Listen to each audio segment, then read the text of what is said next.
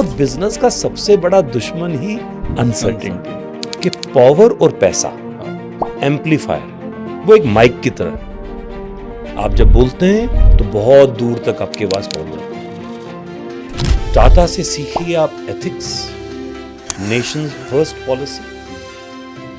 अंबानी से आप सीखिए स्केलेबिलिटी एंड स्पीड। तो बहुत एंटरप्रेन्योर्स सक्सेशन प्लानिंग नहीं करते और ये एक बहुत बड़ी गलती है।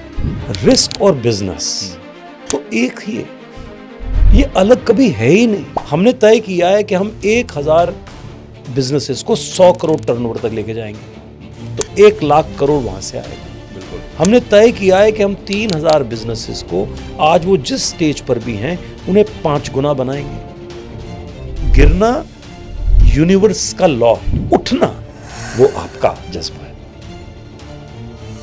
तो हम नाइट ऑफ फेलियर सेलिब्रेट करते हैं। मेरे साथ मेरे साथी हैं, कैमेलियाज में हमारे साथ रहते हैं श्री राम अग्रवाल जी, मेरे भाई हैं और बहुत गर्व हम करते हैं। उन्होंने विशाल मेगा मार्ट स्थापित की, आईपीओ लेके आए और आईपीओ लेने के बाद एक्यूट लॉसेस में चले गए और उनको वो कंपनी हाथ से जानी पड़ी।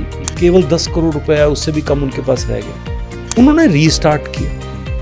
आज उन्होंने V2 रिटेल स्टार्ट किया, जिसकी वैल्यूएशन आज 8-10 हजार करोड़ ऑलरेडी हो चुकी है। कि अगर एंटरप्रेन्योर प्रूवन है, ट्रैक रिकॉर्ड ठीक है, प्रोजेक्ट वायबल है, तो 100 करोड़ तक का लोन बिना कोलेटरल सिक्योरिटी के मिलेगा। कि लोन खाने में नमक की तरह है, जरा ज्यादा हो जाए तो खाने का स्वाद खत्म। अरे सरकार की भी गलती मिल गई तो पेनल्टी मेरी। हाँ। अरे ये पेनल्टी वो ट्रांसपोर्ट विभाग पर लगा। बिल्कुल। प्रधानमंत्री जी केवल प्रधानमंत्री जी नहीं है, अब वो एक ब्रांड है। ये जिस दिन ये जंजीरें खोल देंगे ना, इस देश को नेक्स्ट लेवल पे देखेंगे। Gujarati versus Marwari versus Punjabi business क्या डिफरेंस देखते हैं आप? नहीं, मुझे तो पैसे गिनने भी नहीं आते। Commitment is business.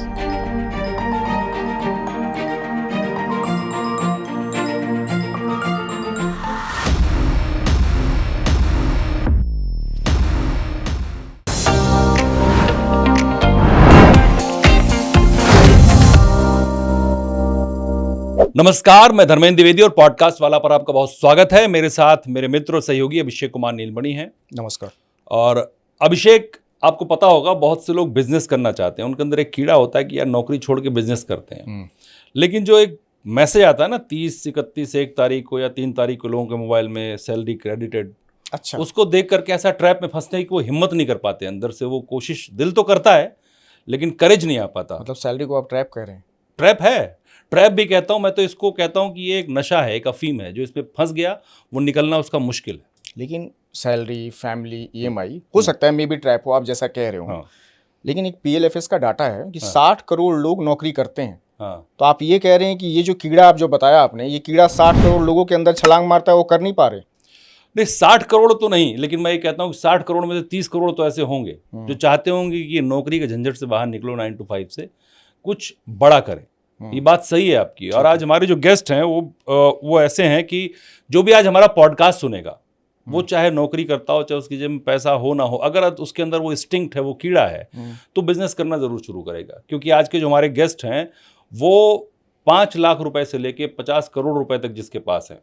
5 लाख रुपए? हाँ, 5 लाख से लेकर 50 करोड़ तक जिसके पास है, उसके लिए बिजनेस आइडियाज की बाढ़ लाने वाले हैं। अरे वाह, बहुत अच्छी बात है तब तो। हाँ, तो इसीलिए मतलब आज का पॉडकास्ट अगर आप लोगों ने सुन लिया तो बिजनेस करना आप सीख जाओगे। हाँ। अगर आपको लगता है कि कैसे शुरुआत करें, कहाँ से शुरू करें, किससे मदद लें, वो सारी जानकारी आपको मिल जाएगी। बिल्कुल, कहने का सेंस यही है। बिल्कुल, पैसा होता है लोगों के पास में, लेकिन ये नहीं पता होता कि क्या करना है।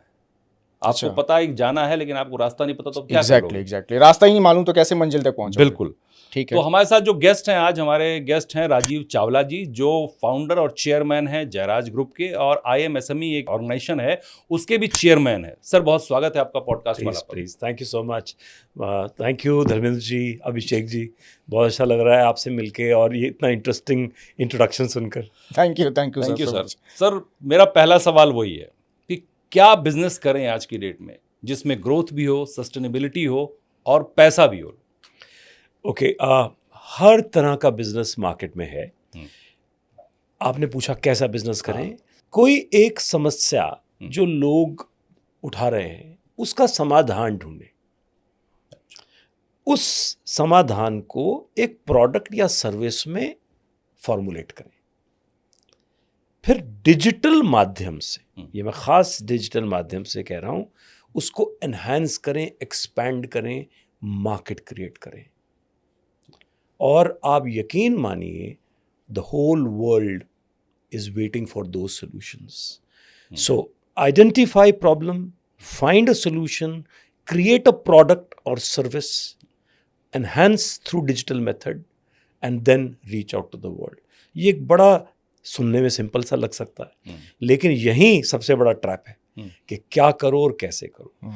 तो अपने सामर्थ्य, अपने टैलेंट के हिसाब से चुनना पड़ेगा, जाहिर है, लेकिन अगर आपने अपने पैशन को अलाइन कर लिया अपने इस प्रोडक्ट या सर्विस से, तो फिर जिंदगी भर काम कहाँ करोगे, एंजॉय करोगे। और आप कह रहे थे 9 to 5, फिर आप 9 to 11 काम करना स्टार्ट कर दोगे। लेकिन सर उसमें क्या होता है ना 9 to 11 वाले में, कि लोगों को लगता है कि जो भी कर रहे हैं वो अपने लिए कर रहे हैं, खुद के लिए कर रहे हैं। जब भावना खुद वाली आ जाती है ना, तो फिर वो 9 to 11 दिखता नहीं है लोगों को। रिजल्ट्स ठीक हों तो हर जगह बहुत अच्छा लगता है। मैंने तो 9 to 5 वालों को भी एक्चुअली 5 बजे ऑफिस छोड़ते नहीं देखा है, except where they have no self interest. I have seen people working very hard even in services.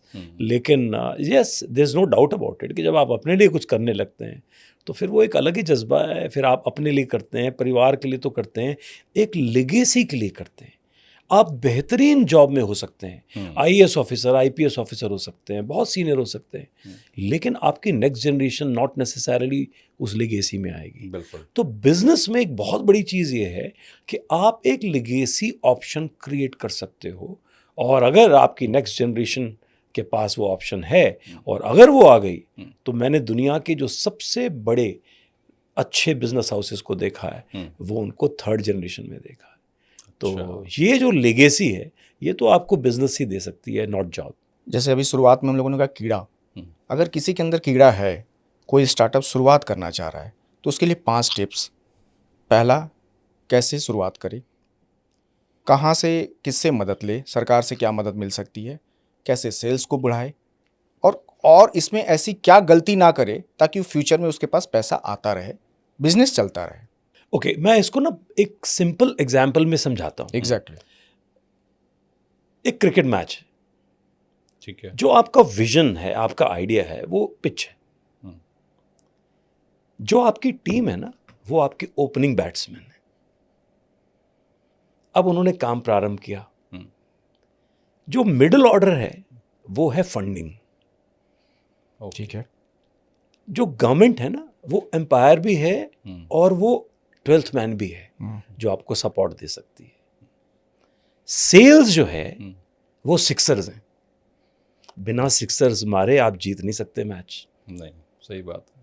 And lastly, ये बड़ी इंपॉर्टेंट चीज है कि पेशेंस और प्रिजर्वेंस से ही ट्रॉफी जीती जाती है। बीच में सेटबैक्स आएंगे, बैट्समैन जल्दी आउट होंगे। तो आप इसे अब बिजनेस के साथ ले लीजिए कि very important, right vision, right alignment, क्या करना है वो क्लैरिटी बहुत ज़रूरी है। फिर आपकी शुरुआत कैसी है, आपने शुरुआत में कैसा किया। आपने अगर अच्छे सेल्स किए, इमीडिएटली फंडिंग आपको फॉलो करती है, जिसको हम प्रूफ ऑफ कॉन्सेप्ट भी कहते हैं। और जब एक बार उस स्टेज पर आ गए, फिर आप रियलाइज करेंगे कि बेहतरीन सपोर्ट सिस्टम्स हैं। तो 1 by 1 find a solution, create a product and service, start business, go for initial low-hanging fruits, successes, find a good mentor, and especially someone who can link you to government schemes, and then go on and scale. This is actually the real roadmap for a business world. इसमें sir आगे हम लोग सवाल अभी और पूछेंगे। जो government schemes वाली आप बात कह रहे हैं ना, कई लोगों को कई सारी चीज़ें पता ही नहीं जी। मैं जानता हूं कि आपको बहुत जानकारी है इसके बारे में, हम उसके बारे में आगे और कंटिन्यू करेंगे। जी। सर जो फिर भी जैसे अभिषेक ने कहा कि बहुत से लोग नहीं जानते हैं, जो इस शहरों में रह रहा है, मेट्रोज में है, उनको तो शायद थोड़ा बहुत जानकारी है।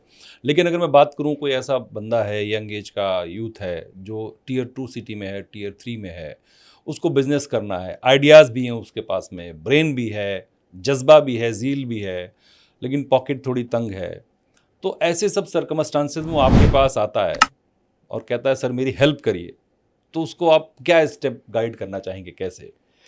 ओके, ये जो तकलीफ थी ना हमारे एरा में ज़्यादा थी। अच्छा, मैं 41 ईयर्स से बिजनेस में हूँ।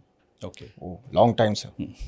मैंने सिर्फ 6 साल काम किया, अच्छा, 35 वर्ष तो ढूंढने में लग गए। हाँ, क्या करो, कैसे करो, लोन कैसे मिलेगा, लाइसेंस कैसे मिलेगा, एक्सपोर्ट कैसे करना है, गवर्नमेंट की स्कीम क्या है, सब्सिडी क्या होती है। तो 35 years struggle, hits and trials, trying to find what to do, how to do, और 6 साल का रियल वर्क। ओके, क्योंकि मेरे ज़माने में जीपीएस नहीं होता था, मेरे ज़माने में मोबाइल फ़ोन, इंटरनेट नहीं था, एआई नहीं था, इस तरह के पॉडकास्ट नहीं थे। आप कहाँ से सीख सकते थे? एक किताब लाइब्रेरी में, वो जिसने एक बार इशू करा ली तो आपका नंबर भी नहीं आता था उस बुक को री इशू कराने का। बिल्कुल, कहाँ थी information? Information was power, knowledge was power. आज रिवर्स है, सारी इंफॉर्मेशन हर पब्लिक डोमेन में है। अब हम नॉलेज अप्लाई नहीं कर रहे हैं, हम एक्सट्रैक्ट नहीं कर रहे हैं, हम बहुत फ्रिवलेस चीज़ों में, उन चीज़ों अपना टाइम लगा रहे हैं। तो सही माने में आज आप 6 साल में वो अचीव कर सकते हैं जहां मुझे पहुंचने में 41 लगे। ख़ास करके आपकी ऑडियंस जो मेरी बात सुन रही है, कि आप 6 साल में वहां तक पहुंच सकते हैं जहां पहुंचने में हमें 41 ईयर्स लगे, केवल क्योंकि आप में टैलेंट है और टेक्नोलॉजी आपके साथ है। और आज इतना कुछ इकोसिस्टम है इंफॉर्मेशन बेस्ड, और आज जैसे आपका पॉडकास्ट है, अब पॉइंट ये है कि आपका पॉडकास्ट वो सुनेंगे या नहीं सुनेंगे, that is their choice, because बहुत नॉइज़ है इस वर्ल्ड में। एग्जैक्टली। हाँ, तो आप क्या चुनते हैं? तो अगर आप रास्ते के लिए सीरियस हैं, आप अपने लिए सीरियस हैं, तो हर चीज़ अवेलेबल है इस इकोसिस्टम में। मेंटर्स भी अवेलेबल हैं, हम गाइड भी करते हैं, सपोर्ट भी करते हैं, गवर्नमेंट के इतने सपोर्ट चीज़ें हैं।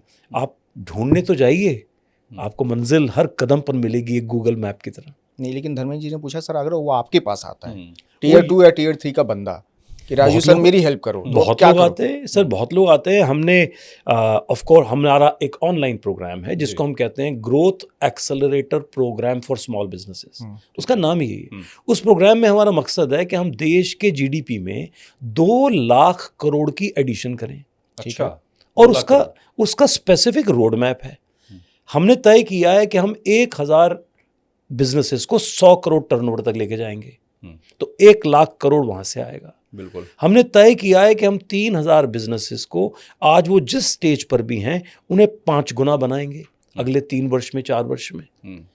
तो देश के जीडीपी में हमारी जैसी एक छोटी सी एंटरप्रेन्योर्स की ऑर्गेनाइजेशन ये सोच सकती है कि हम भी 2 लाख करोड़ का योगदान करें। तो लोगों को सिर्फ जागना है, लोगों को वहाँ तक पहुँचना है। गैप्स प्रोग्राम को ज्वाइन कर सकते हैं, बहुत यूट्यूब्स हैं। ऑफ कोर्स मुझे ये ज़रूर लगता है कि इतना कुछ है कि समझ में नहीं आता आप किसको फॉलो करो, क्या चीज़ करो, बट जिसके साथ आप कनेक्ट होते हो, कहीं आपकी इंट्यूशन होती है, कहीं आप इंफॉर्मेशन गैदर करते हैं। कम से कम जो लोग आज कर रहे हैं वो केवल मेरे नाम से एक बार गूगल पे या एआई से सर्च कर लें तो उन्हें सब डिटेल मिल जाएगी। So we support. देखिए, मैं फिर कह रहा हूँ, हमारे ज़माने में एक बिजली का कनेक्शन लगाना हो तो पता नहीं चलता था कि कैसे लगता है बिजली का कनेक्शन। आज गूगल के जीपीएस में पूछना ही नहीं पड़ता किसी से, एवरीथिंग इज देयर एवरीवेयर, घर बैठे लग जाता है। तो हमने बिजनेस की ग्रोथ को, एक बिजनेस के रोड मैप को एक गूगल मैप की तरह बना दिया है। सर, आपके पास कोई ऐसा एग्जांपल है, ये टियर 2 या टियर 3 वाले कोई ऐसा बंदा आया हो, कोई लड़का आया हो, एंटरप्रेन्योर आया हो? ओके, एक नहीं, 2 नहीं, 100 नहीं, बल्कि मैं गर्व से कह सकता हूँ कि अब सैकड़ों में ऐसे एंटरप्रेन्योर्स हैं। कोई एक एग्जांपल जो हमारे व्यूअर्स के लिए हो? ओके, आज से कई वर्ष पहले एक लड़का, मैं ही उसका मेंटर था। तब मेरा अपना बिजनेस भी बहुत ज़्यादा नहीं था, आज से मैं 20 साल पहले की बात कर रहा हूँ। और आटा चक्की उसने लगाई, 35,000 का, 35,000 का उसको लोन चाहिए था। तो एक संस्था है भारतीय युवा शक्ति ट्रस्ट, वहाँ से उसको 35,000 का वो लोन मिला।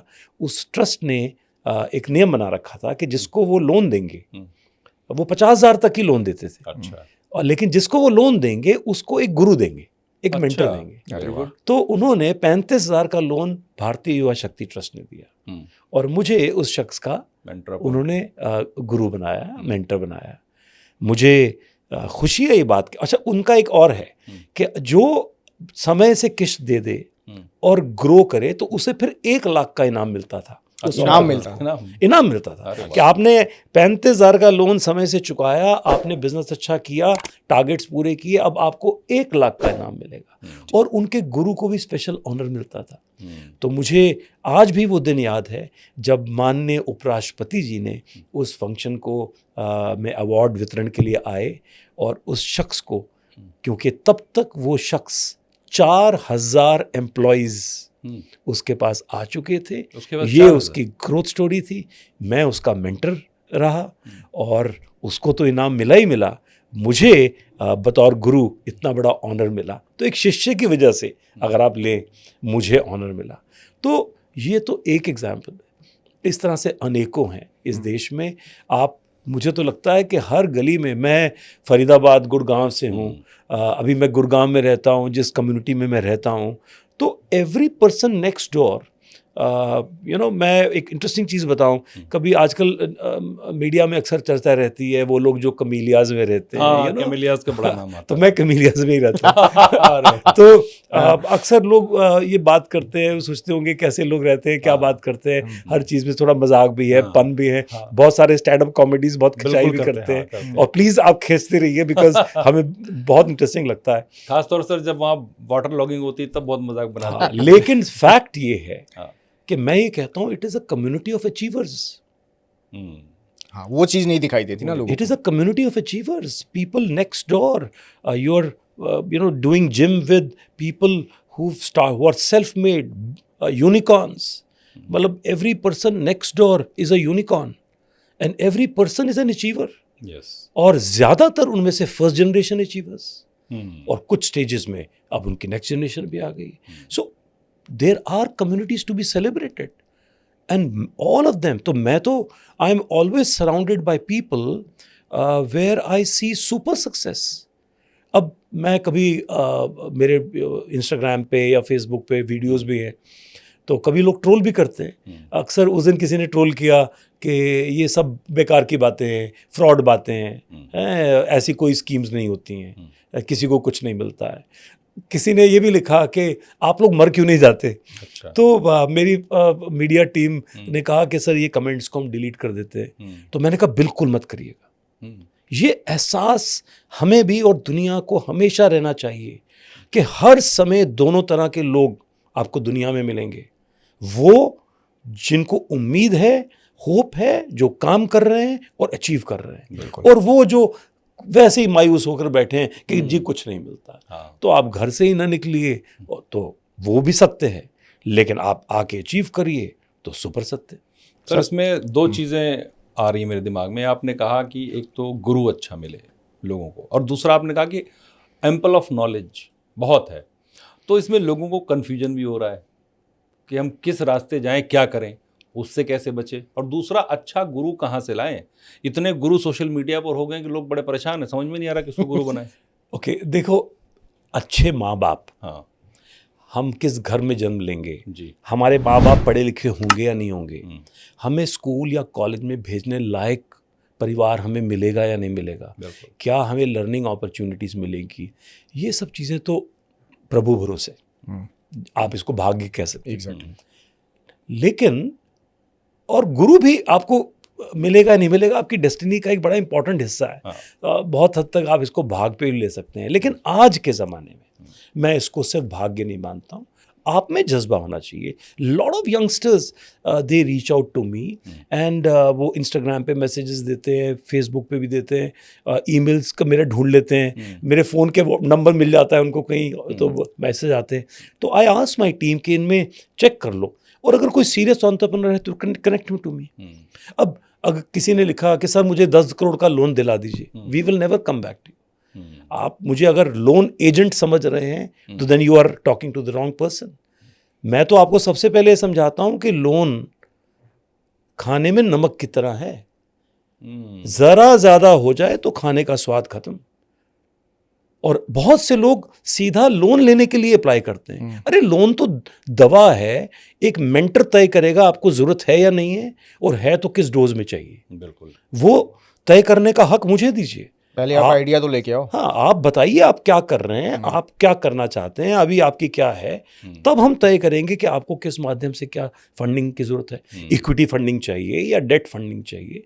So lot of people, I think हम अपने परसेप्शन से निकल नहीं पाते, और इसीलिए ये podcast I really love the, आप लोग कितनी फ्रीली बात कर रहे हैं, लग ही नहीं रहा है कि कोई और वो चीज़ है, और ऐसा ही होना चाहिए। अब इसके लेसन्स अगर कोई ले तो ये कहना है कि reach out with your problem.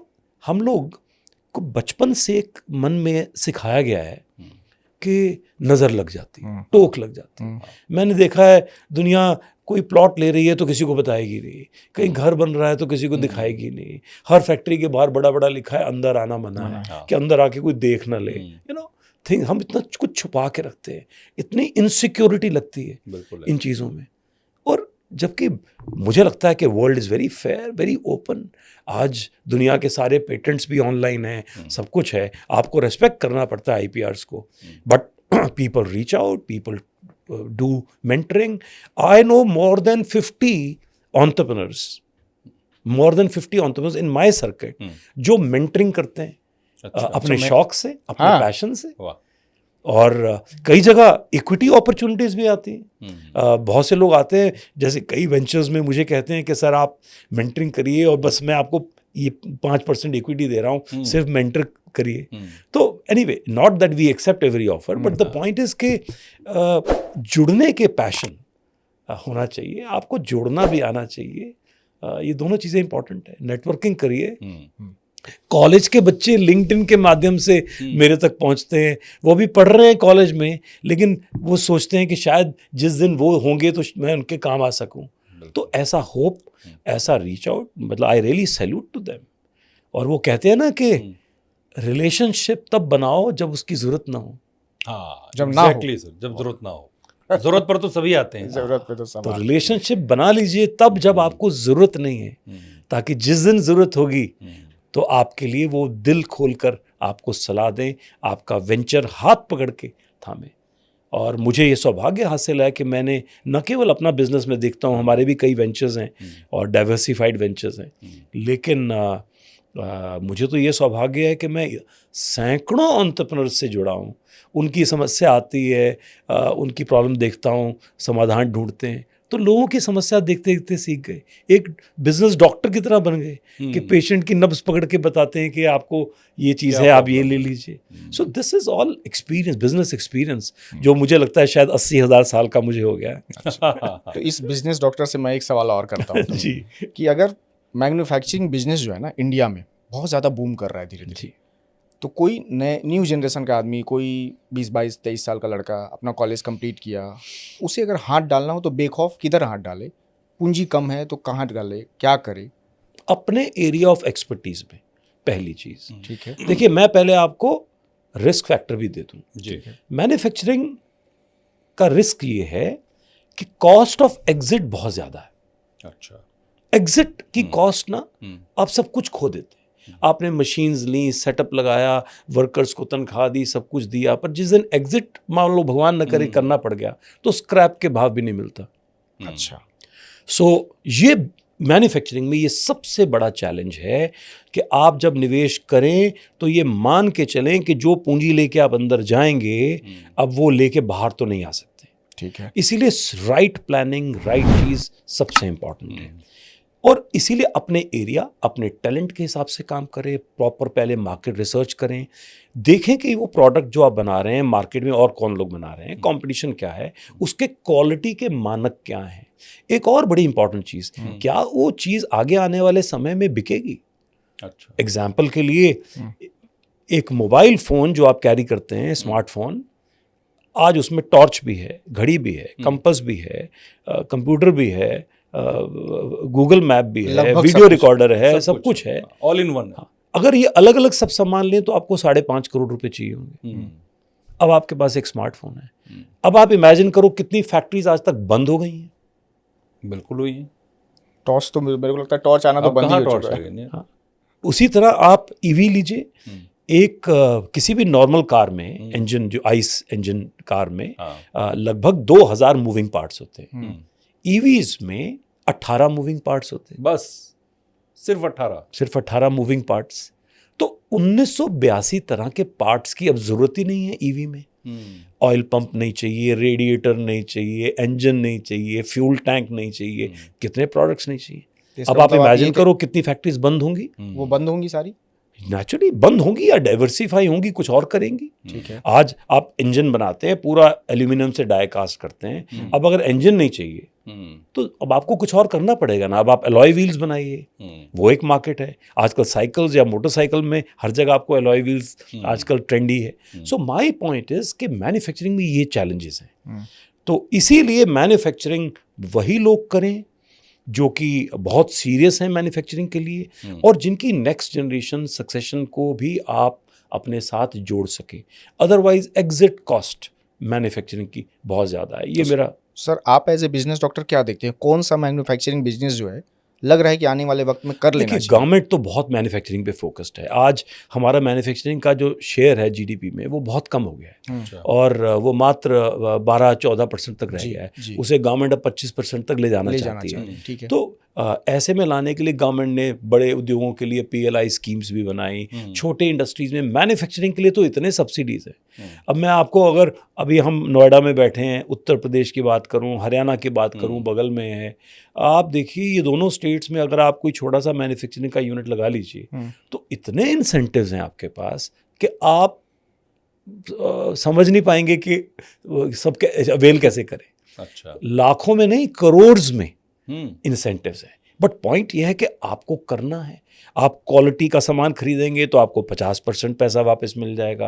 आप क्वालिटी सर्टिफिकेशंस लेंगे फिर आपको मिल जाएगा। हरियाणा में आप हैं, अब आप अपने प्रोडक्ट को लेके कोई इंटरनेशनल एग्जीबिशन में हिस्सा लेना चाहते हैं बेचने के लिए, तो उसके लिए 5 लाख रुपए हर साल आपको मिलते हैं। डोमेस्टिक एग्जीबिशन के लिए 3 लाख रुपए हर साल आपको मिलते हैं। तो अब आप इमेजिन करिए कि आपने एक छोटा सा मैन्युफैक्चरिंग यूनिट अगर मान लीजिए हरियाणा में लगा लिया, तो आपको हर साल up to 20 lakh rupees quality equipment के लिए मिलते हैं। हर साल 5 लाख रुपए एक इंटरनेशनल एग्जीबिशन के लिए मिलेंगे। हर साल 3 लाख रुपए एक डोमेस्टिक एग्जीबिशन के लिए मिलेंगे। इंडस्ट्रियल सेफ्टी के लिए आपको सामान लेते हैं, उसके लिए 50% आपको रीइंबर्समेंट हो जाएगा। एनर्जी एफिशिएंट टेक्नोलॉजीज़ की स्कीम है, मॉडर्न टेक्नोलॉजी की स्कीम है। आप अपना पेटेंट फाइल करिए, डोमेस्टिक मार्केट में 10 लाख रुपए तक की सपोर्ट है। इंटरनेशनल पेटेंट्स फाइल करिए, 25 लाख की सपोर्ट है। Never ending. सर, आप जितना बता रहे हो उतना इजी वे में है, देखो थोड़ा मुश्किल है। हम भारत में रहते हैं, यहाँ एक जमाने में इनकम टैक्स का रिफंड में इजी नहीं था, नहीं। और बट श्योर था कि आपने अप्लाई कर दिया, वक्त लग सकता है, मिल जाएगा। तो जहाँ जहाँ ह्यूमन इंटरफेस है वहाँ डिफरेंट रीजंस की वजह से देर सवेर होती है, लेकिन अंधेर नहीं है कि मिलेगा नहीं। हाँ, प्रॉपर है, ये डॉक्यूमेंट होने चाहिए आपके पास। वो लिस्ट है, लिस्ट ऑफ डॉक्यूमेंट्स, आप प्रॉपरली वो डॉक्यूमेंट्स रेडी करिए, ऑनलाइन करिए। कुछ जगह पे गवर्नमेंट ने अननेसेसरी, और मैं खुद आपके माध्यम से कहूँगा कि बहुत सारी चीज़ें जो ओरिजिनल नोटिफिकेशन में है वो नीचे ऑफिस के लोगों ने अननेसेसरी कुछ नियम बना दिए हैं जो उस प्रावधान में है ही नहीं। ओके, उन्होंने अपने आप लगा दिया कि इंस्पेक्टर की विजिट मैंडेटरी है। उसी अब में तो इंस्पेक्टर दिक्कत- क्या करने के लिए आ रहे उसी में हैं? तो बात दिक्कत है। वो तो किस लिए जाता है इंस्पेक्टर, पता है बट सब? मुझे लगता है इस देश में बिजनेस करने वाला हर शख्स इंस्पेक्टर से निपट रहा है आज तक, और निपट भी लेगा। तो उसे आप आप समझ लीजिए वो एक तकलीफ है जिसकी वजह से हमें अपने बिजनेस नहीं रोकना है। देखिए, मैं हमेशा कहता हूँ, सड़क टूटी है, पानी भरा है, जैम है, बारिश आ गई, दिक्कत है, लाइट नहीं है, हम तब भी फैक्ट्री पहुंचते हैं, जनरेटर चलाएंगे, फैक्ट्री चलाएंगे, हमारे साथ काम करने वाले मजदूर साथी भी पहुंचते हैं। तो हम तो अंधेरे में, उजाले में, टूटी सड़क पर, भरे पानी में अपनी मंजिल तक पहुंचते हैं, अपने काम को करने वाले लोग हैं। वहां पर हमें फसल उगानी है। नहीं सर, आप जब बोल रहे थे ना 20 लाख, 10 लाख, 5 लाख, 7 लाख, सुनने में बड़ा अच्छा लग रहा था। नहीं, ये अरे सब वाह, मिलता है। मैं एक चीज़ आपके माध्यम से ऑन रिकॉर्ड ही कह रहा हूँ कि ऑलमोस्ट एवरी वीक मैं सिर्फ अगर अपने IMSME मेंबर्स की ही बात कर लूँ, ज़्यादा दूर नहीं, तो लगभग 50 लाख से 1 करोड़ रुपए की सब्सिडीज ऑलमोस्ट एवरी वीक हमारे मेंबर्स को मिलती है। अच्छा सर, अब हम गवर्नमेंट इतना कर रही है हमारे लिए, आपने जो जो बताया, उसके बाद भी हम कहीं नहीं है दुनिया में मैन्युफैक्चरिंग में देखा जाए तो। अब एक चिप जो आती है जिसको इतना हवा बनाया जाता है, वो चिप तक हम बना नहीं पाते, गाड़ियाँ नहीं बन पाती उसके चक्कर में। कितनी बार कोशिशें हुई, इवन जो हमारे बिलियनर्स हैं नए जो बन रहे हैं वो देश छोड़ के चले जा रहे हैं। तो ये क्यों हो रहा है? अगर इतना सब प्रमोशन है, सब कुछ है, तो लोग यहाँ से क्विट क्यों कर रहे हैं और हम क्यों नहीं अपनी जगह बना? हमने देर से इन चीज़ों को समझा। अच्छा, दोनों वजह हो सकती हैं। One could be political thinking, मैं उसके विषय में कुछ नहीं बोलता हूँ बिकॉज वो मेरा डोमेन नहीं है। Second is resources. हो सकता है एक ज़माने में गवर्नमेंट के रिसोर्सेज ही बहुत लिमिटेड थे कि वो खुद ही ज़्यादा कुछ नहीं कर पा रही थी, पब्लिक सेक्टर एंटरप्राइजेज बना रही थी, एयरलाइन खोल रही थी, अपना होटल बना रही थी, रेलवेज चला रही थी, सरकार की अपनी मजबूरियाँ रही होंगी। तो मैं इसीलिए I am not going beyond that. ठीक है। लेकिन मैंने देखा है भारत का गियर चेंज होते हुए 2 बार। अच्छा, पहली बार 1991 में, हाँ, जब ग्लोबलाइजेशन शुरू हुआ, जब ग्लोबलाइजेशन का दौर स्टार्ट हुआ, ठीक है, and globalisation made geography history, भूगोल को इतिहास ही बना दिया। और इस दौरान एक रेवोल्यूशन आया पूरे वर्ल्ड में, टेक्नोलॉजी रेवोल्यूशन, कि टेक्नोलॉजी ने सब कुछ उलट पुलट दिया और बहुत इंडस्ट्रीज बंद हो गई। आज आपको कैसेट प्लेयर नहीं चाहिए। गुड़गांव में मोजर बेर हुआ करती थी, दुनिया की सबसे बड़ी, अब उसकी ज़रूरत ही नहीं है। कोडक जैसी ऑर्गेनाइजेशंस बंद हो गई, तो टेक्नोलॉजी का दौर आया और वो हमेशा चलता रहेगा। अभी EV का दौर आया है तो उसमें आइस या उन कंपोनेंट्स पे इम्पैक्ट पड़ेगा। हर जगह ये चेंजेस आएंगे, आप इसको रोक नहीं सकते हैं। AI आया है तो उससे रूटीन जॉब्स पे इम्पैक्ट पड़ेगा। ये सब चीज़ें तो नेचुरल हैं और ये चेंजेस आए। सेकंड, मैंने जिसको कहते हैं गियर चेंजिंग, वो मैंने 2014 में देखी। अच्छा, जब ये सरकार आई, और मैं ये बात बिल्कुल नॉन पॉलिटिकल, पॉलिटिकली कह रहा हूँ कि इनके मन में एक जज्बा था कुछ करके दिखाने का और इन्होंने करने की कोशिश की। Make in India, stand up India, बहुत सारी स्कीम्स बनाई, स्टार्टअप इंडिया और zero effect zero defect Z certification के अनाउंसमेंट, पूरे भारत को वोकल फॉर लोकल, तो इन सब का नारा दिया। GST इम्प्लीमेंट हुआ इन वर्षों में। तो ये जो चेंजेस आए, अब सिर्फ इसी साल का चेंज ले लीजिए, बजट में इनकम टैक्स की एग्जम्पशन लिमिट को 7 लाख से 12 लाख कर दिया। बिल्कुल, ठीक है, ऑलमोस्ट डबल। फिर अभी GST 2.0 जिसे हम कह रहे हैं, कितना अद्भुत रेवोल्यूशन आया है। आज कार्स की हाईएस्ट एवर सेल हो रही है, मोटरसाइकिल्स की हो रही है मार्केट में। ओवरऑल कितनी सडन डोमेस्टिक इकोनॉमी को बूम मिला है। तो गवर्नमेंट के स्टेप्स, कुछ समय पहले तक कोलेटरल फ्री लोन्स मिलना कितना मुश्किल होता था। गवर्नमेंट ने इस साल नियम बना दिया 10 करोड़ तक का लोन बिना कोलेटरल के चाहिए तो सरकार CGTMSE में उसकी गारंटी लेती है। एक विशेष स्कीम और सरकार ने लॉन्च की, और ये हो सकता है आपके चैनल के लिए नई हो, कि अगर आपके पास जेन्युइन प्रोजेक्ट हैं, आप एक प्रोवन एंटरप्रेन्योर हैं, अब आप कोई बड़ा प्लांट लगाना चाहते हैं 50 करोड़ का, 60 करोड़ का, और तो उसके लिए लोन की व्यवस्था कैसे करें, बिकॉज बैंक कोलेटरल मांगेगा। तो इस साल सरकार ने एक नया प्रोग्राम लॉन्च किया कि अगर एंटरप्रेन्योर प्रोवन है, ट्रैक रिकॉर्ड ठीक है, प्रोजेक्ट वायबल है, तो 100 करोड़ तक का लोन बिना कोलेटरल सिक्योरिटी के मिलेगा। 100 करोड़ का लोन, 100 करोड़, जिसमें 60% लोन की गारंटी केंद्र सरकार लेती है। ये गारंटी क्या है सर? गारंटी मीन्स कि अगर डिफॉल्ट हुआ तो बैंक को वो पैसे केंद्र सरकार देगी। अच्छा, योर गारंटर, योर इंश्योरेंस। तो बैंकर की हिम्मत, सरकार गारंटर बन रही है। सरकार गारंटर बन गई। तो CGTMSE भी तो सरकार की कंपनी है जो 10 करोड़ तक के लोन की गारंटी लेती है। अगर कोई आपके किसी ने लोन लिया, मान लीजिए 1 करोड़ का लोन बैंक से लिया और किसी वजह से डिफॉल्ट हो गया, तो वो लोन अगर CGTMSE में कवर्ड है तो 75% उस लोन का सरकार उस बैंक को पूरा कर देगी। तो इसका मतलब सर ये हुआ जो बैंकों का जो इससे पहले इंसॉल्वेंसी थी या जो NPA था वो भी कम होगा इससे? ऑफ कोर्स, आप डेटा देखिए, बैंक सबसे कम डेटा तो कम हुआ है। NPA डेटा तो MSME सेक्टर में बहुत कम हुआ है। मतलब बैंकों के डूबने का खतरा कम होगा इससे? सर, जो एक बड़ा कॉरपोरेट इनके पैसे लेके भागता था या डुबाता था, उसमें तो आधा हिंदुस्तान MSME में लोन लेके गवर्नमेंट को एक्सेलेंट ट्रैक रिकॉर्ड। एक SME तो जेवर बेच के भी पैसे देते हैं। देखो हाँ, नीयत खराब वाले कुछ बहुत बदकिस्मती से किसी का बिजनेस हो, कोविड में किसी का देहांत हो गया, परिवार चल बसा, आगे कोई करने वाला नहीं है, ऐसी सैड स्टोरीज हो सकती हैं। लेकिन मैंने नॉर्मली देखा है कि एक एंटरप्रेन्योर जब लोन लेता है 20 बार सोच के लेता है। वो ज़रूरत पड़ने पर घर बार जेवर गिरवी करके या बेच कर भी चुकाता है। बल्कि मैंने देखा है कि बैंक्स कभी कभी अन्याय करते हैं कि वो प्री पेमेंट चार्जेस लेते हैं। अगर आप समय से पहले लोन दें तो है सर, तो 4% 5% कभी कभी। तो अभी मुझे खुशी है कि बहुत समय से हम सरकार के साथ इस चीज़ को उठा रहे थे।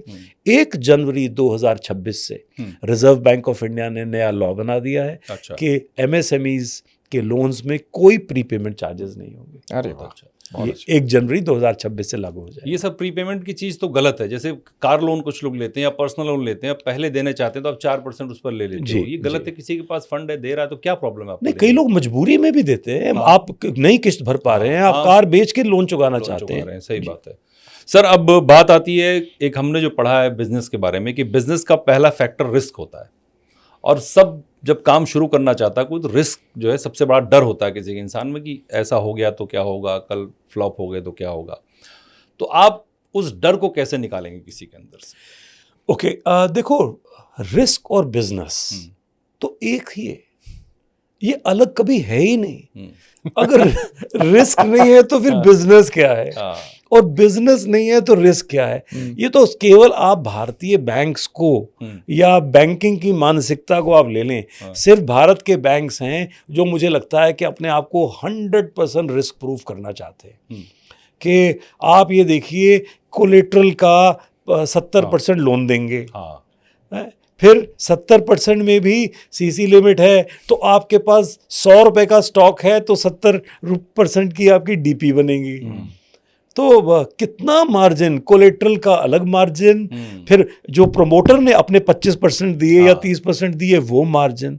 तो रियलिटी में तो इंडिया में 100 करोड़, अगर आपके पास 1 करोड़ रुपए का घर है तो प्रैक्टिकली आपको कुछ लाख रुपए का ही वर्किंग लोन मिल पाता है, बिकॉज इतने कुछ एक्स्ट्रा रिक्वायरमेंट्स हैं आपकी। और इसीलिए CGT MSC जैसी स्कीम्स थोड़ी हेल्प कर रही हैं। लेकिन रियल लाइफ में बिजनेस को और रिस्क को एक साथ ही लेना चाहिए। भाई, आप बैटिंग कर रहे हैं, कोई बॉलिंग कर रहा है, रिस्क तो है आउट होने का, लेकिन अपॉर्चुनिटी भी है छक्का सिक्सर लगाने का। आप बल्ला घुमाते कैसे ये आपको देखना है। वो आपको देखना है। तो आप रिस्क को पहचानिए और रिस्क को प्रीएम्प्ट करिए। अपने मेंटर से पूछिए मेरे बिजनेस में क्या रिस्क है।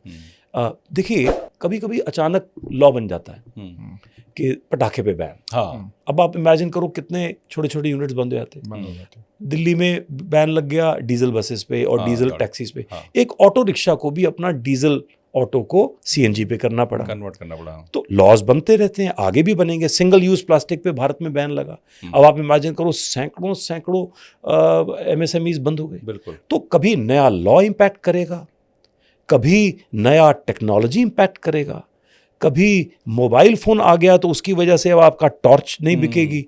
इस तरह की चीजें आती रहेंगी। तो रिस्क को समझना, उसको मैनेज करना, और जहां हो सके कवर कर लेना।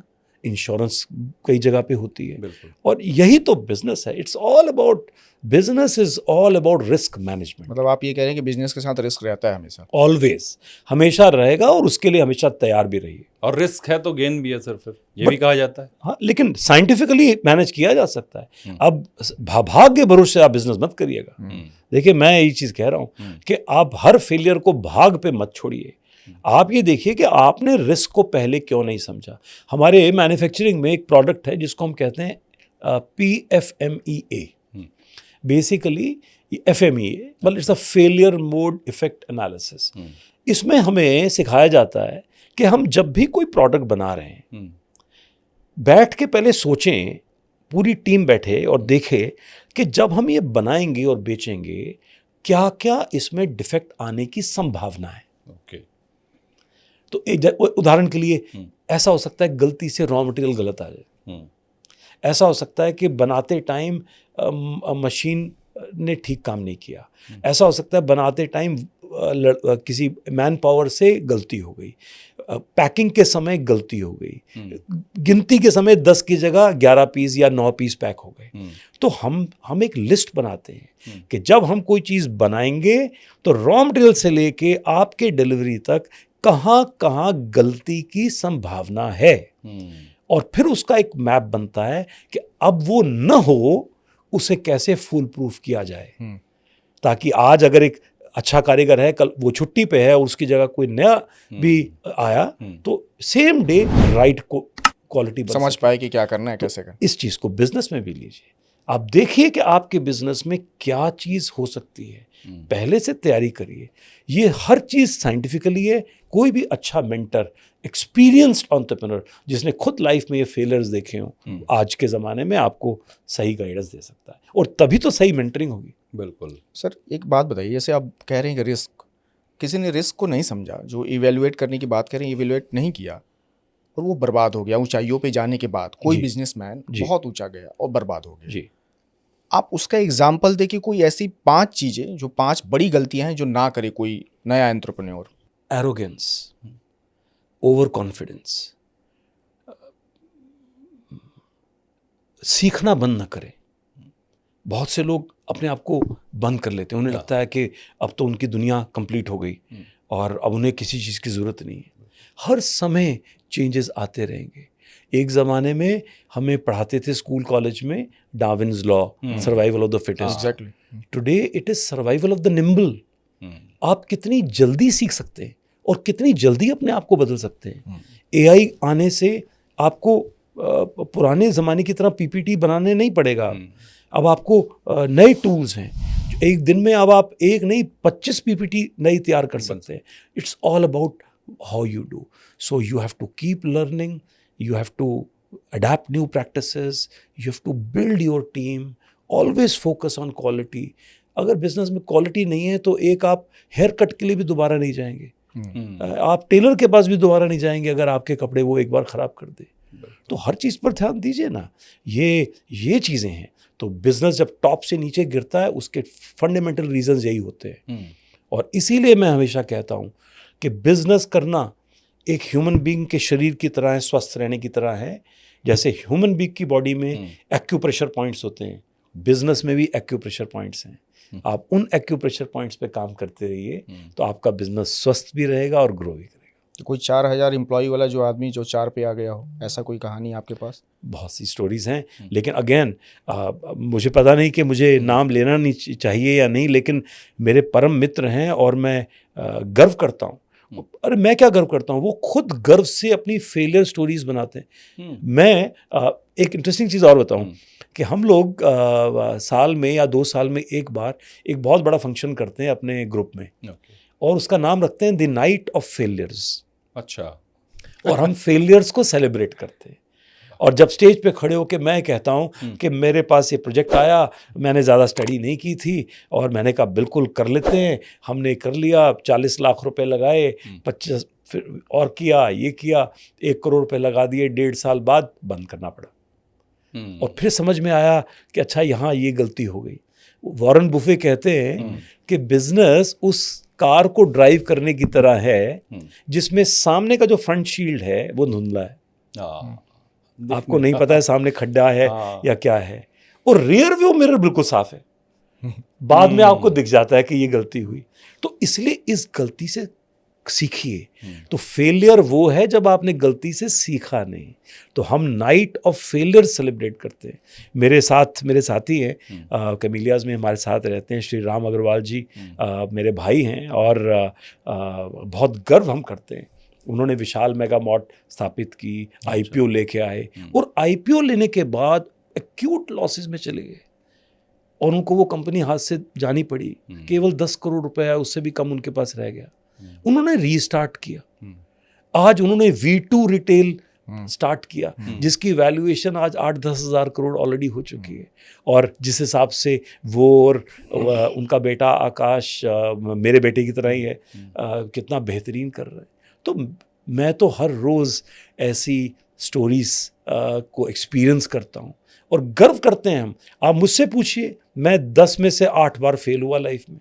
अच्छा। हाँ, बहुत सारी चीज़ें हम भी फेल होते हैं, आज भी हम नए ट्रायल करते हैं, लेकिन हाँ इतना ज़रूर है कि आपकी जो इंजन है, अगर आप बोझ उठा सके, क्योंकि जब भी आप कोई इनोवेशन करेंगे, कोई नया चीज़ करेंगे, तो कभी कभी रिस्क लेना पड़ता है। और कई नए वेंचर्स में भी हम एंजल फंडिंग करते हैं, किसी को सपोर्ट करते हैं। तो 10 में से 8 एंजल फंड्स, आप किसी एंजल फंड इन्वेस्टर से पूछिए, वो भी जानते हैं, या वेंचर फंड से, कि कई प्रोजेक्ट्स कितना भी कॉशियसली करें 50-60% प्रोजेक्ट्स फेल हो जाएंगे, लेकिन वो 1 या 2 स्टार परफॉर्मेंस को देखते हैं जो होते हैं। आप सक्सेस स्टोरी की बात करें, मेरे मित्र भी हैं, मेरे साथी भी हैं, हमारे IMSME के मेंबर भी हैं, Manish Tabkara, EKI energy services limited के MD, उन्होंने स्टार्ट की ये छोटी सी कंपनी। और मुझे याद है कोविड के दिनों में एक दिन हम जूम कॉल पे थे, और मनीष तबकारा और मैं और कुछ हमारे साथ और एक्सपर्ट्स थे। तो कोविड के दिन थे, लॉकडाउन था, और तब हम बात कर रहे थे कि SME IPOs कैसे लाते हैं, और एक SME भी अपना IPO किस तरह लाने की तैयारी कर सकती है। तो मनीष उसको सुन रहा था, तो मनीष ने उसको सुना, उसमें इंटरेस्ट जागा, उसने फर्दर कंसल्टेंसी की, और 2021 में, आप जस्ट इमेजिन करिए, जब सेकंड वेव इतनी बड़ी एक और आई थी, लेकिन उससे पहले ही 2020-21 में ही मनीष तबकारा अपनी कंपनी को IPO लेके आ गया। ठीक है। और उसकी कंपनी 1 वर्ष में यूनिकॉर्न तक पहुंच गई, उस पोजीशन तक 1 साल में, 1 साल के अंदर। तो these are the success stories which are all there. तो हमारे इकोसिस्टम में फेलियर्स भी हैं, लेकिन गिर कर फिर उठना, वो स्टोरीज है। फेल तो हम होंगे ही, क्रिकेट मैच में भी विकेट्स गिरेंगी, लेकिन आप में परसिस्टेंस कितना है वो तय करता है। तो गिरना यूनिवर्स का लॉ है, उठना वो आपका जज्बा है। इसलिए मिस्टर कूल बने रहो तो उठ सकते हो। हाँ, वो ज़्यादा जरूरी। हाँ सर, एक चीज़ और देखी है कि बहुत से लोग होते हैं, उनके पास बहुत अच्छे आइडियाज़ होते हैं, फिजिबल होते हैं, वायबल होते हैं, लेकिन जब पैसा होता है ना आपके पास, तो आपके उन आइडियाज़ को, उन बातों को वैल्यू मिलती है। आप कुछ बोलते हैं तो अरे वाह क्या बात कही है, और किसी के पास पैसा नहीं तो उसकी बात को ध्यान से नहीं सुना जाता। तो क्या वो आइडियाज़ बड़े हैं, वो उसका दिमाग बड़ा है, या पैसा ही सब कुछ है जो आपको ध्यान नहीं देते लोग? पैसा नहीं है तो आप ध्यान नहीं दिया जाएगा आपकी बातों पर। देखिए, एक चीज़ तो माननी पड़ेगी, हाँ, और यथार्थ जो हकीकत है, कि पावर और पैसा हाँ, एम्पलीफायर है, वो एक माइक की तरह है। आप जब बोलते हैं तो बहुत दूर तक आपके पास पहुंच जाती है, बहुत ज़्यादा लोग सुनते हैं।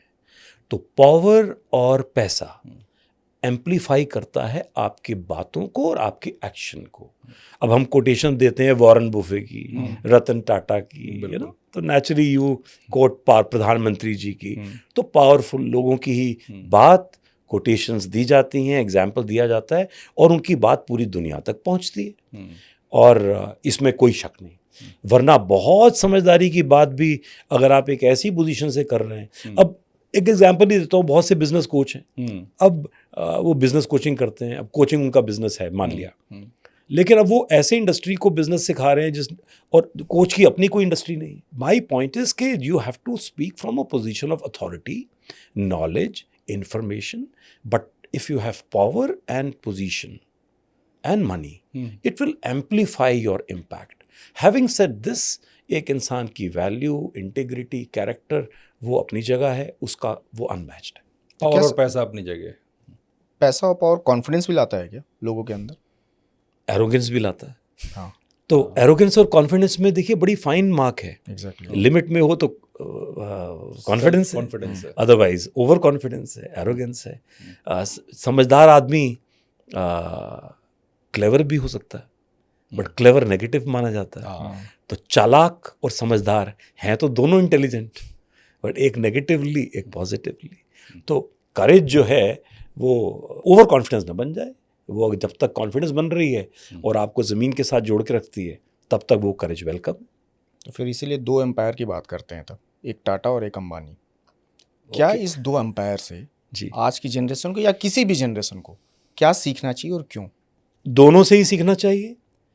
टाटा से सीखिए आप ethics, nation first policy. Ambani से आप सीखिए स्केलेबिलिटी एंड स्पीड, कि कितनी तेजी से जमीन से आसमान तक पहुंचा जा सकता है। दोनों का कॉम्बिनेशन लीजिए और दोनों के कॉम्बिनेशन पर काम करिए, so you can adopt from the best practices of Tatas, follow their ethics standards and speed and scale of Ambani's.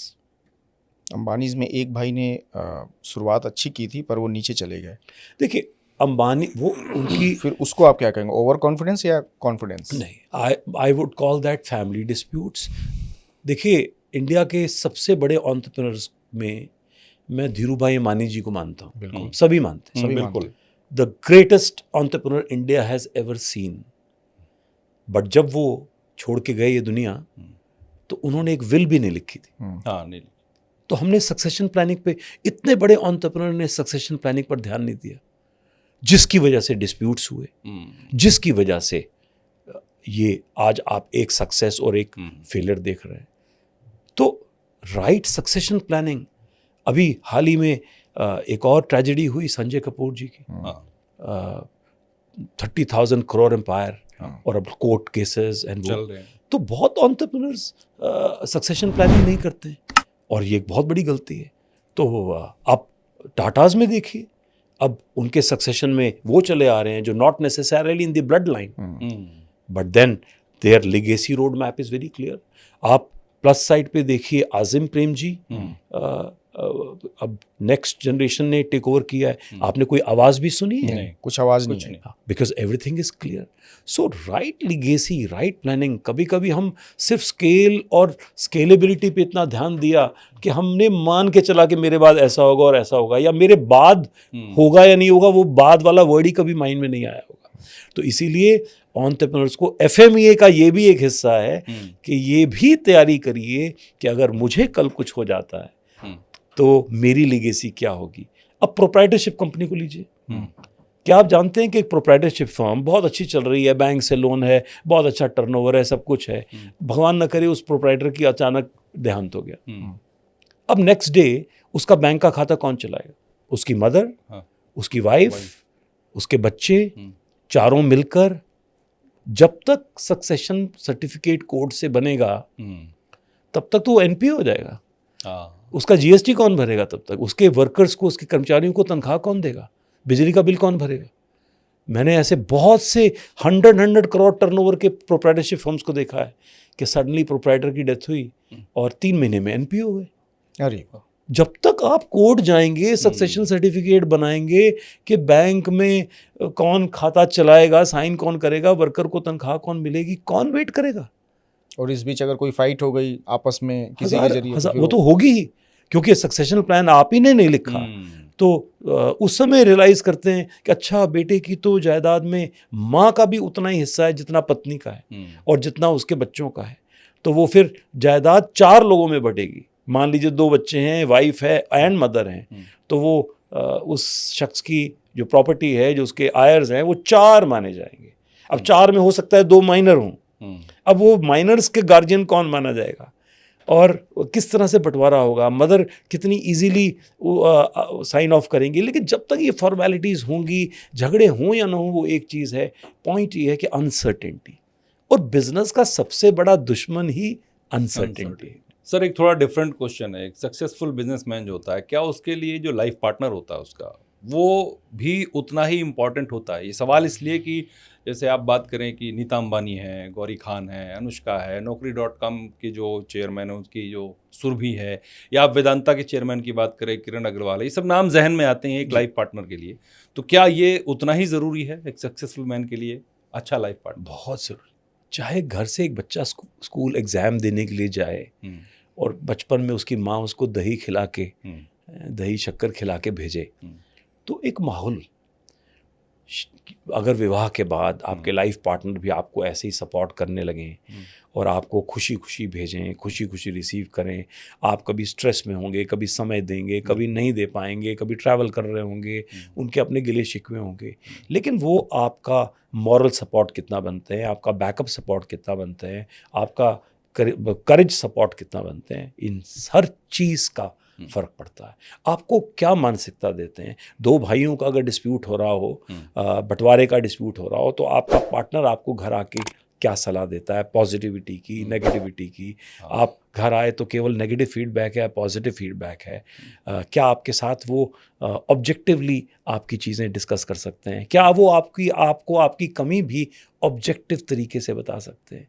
I think ये सब तो कहते हैं सिक्स्थ हैंड ऑफ गॉड है, जो रेयर होता है। क्योंकि मैंने तो ज़्यादातर देखा है कि कॉन्फ्लिक्ट्स हैं, छोटी छोटी इश्यूज़ पे हैं, घर पर भी बहस करके ऑफिस जा रहे हैं, ऑफिस से आके फिर बहस हो रही है, बातचीत हो भी रही है कि नहीं हो रही है, किसी की शिकायत है, किसी का गिला है, किसी की अपनी डिमांड्स हैं, वगैरह वगैरह। तो ऐसी चीज़ें बहुत देखी हैं। तो बहुत भाग्यशाली हैं वो लोग, और शायद इसीलिए उस पोजीशंस पर हैं कि उनको हर जगह साथ मिला। तो क्योंकि सैटिस्फैक्शन और हैप्पीनेस, ये दोनों ना बड़ी रेयर चीज़ें हैं। सिर्फ पैसे की कामयाबी हो सकता है मिल भी गई हो, लेकिन उसमें अल्टीमेट सैटिस्फैक्शन या हैप्पीनेस तो तभी मिल पाएगी व्हेन ऑल आर। तो लाइफ पार्टनर्स का बहुत बड़ा सपोर्ट है। तो नेचुरली आपको भी रिस्पेक्ट देनी है अपने लाइफ पार्टनर्स को, बट लाइफ पार्टनर्स को भी अंडरस्टैंड करना चाहिए, और करेंगे तो दोनों मिलकर लक्ष्मी नारायण साथ चलेंगे, तो लक्ष्मी नारायण ही होगा। सही बात है। तो राजीव चावला जी कैसे एक अच्छे लाइफ पार्टनर के साथ एक सफल बिजनेसमैन बने, कैसे जयराज ग्रुप को एक बड़ा ब्रांड बनाया आपने? आपको भी सहयोग मिला होगा तब। ऑफ कोर्स, बिना सहयोग के तो कुछ नहीं। मुझे तो पैसे गिनने भी नहीं आते। आप ये बात आपको हंसी आ रही है, बट आप यकीन मानिए कि मुझे पैसे गिनती नहीं आती। मैं वॉलेट भी नहीं रखता जेब में। एक सफल बिजनेसमैन अगर ऐसा कहे कि मुझे पैसे गिनने नहीं आए, तो हंसना तो पड़ेगा। नहीं, मैं हंसना लाजमी है। मैं बिल्कुल दिल से कह रहा हूँ, और पैसे की संभाल तो मुझे बिल्कुल ही नहीं है।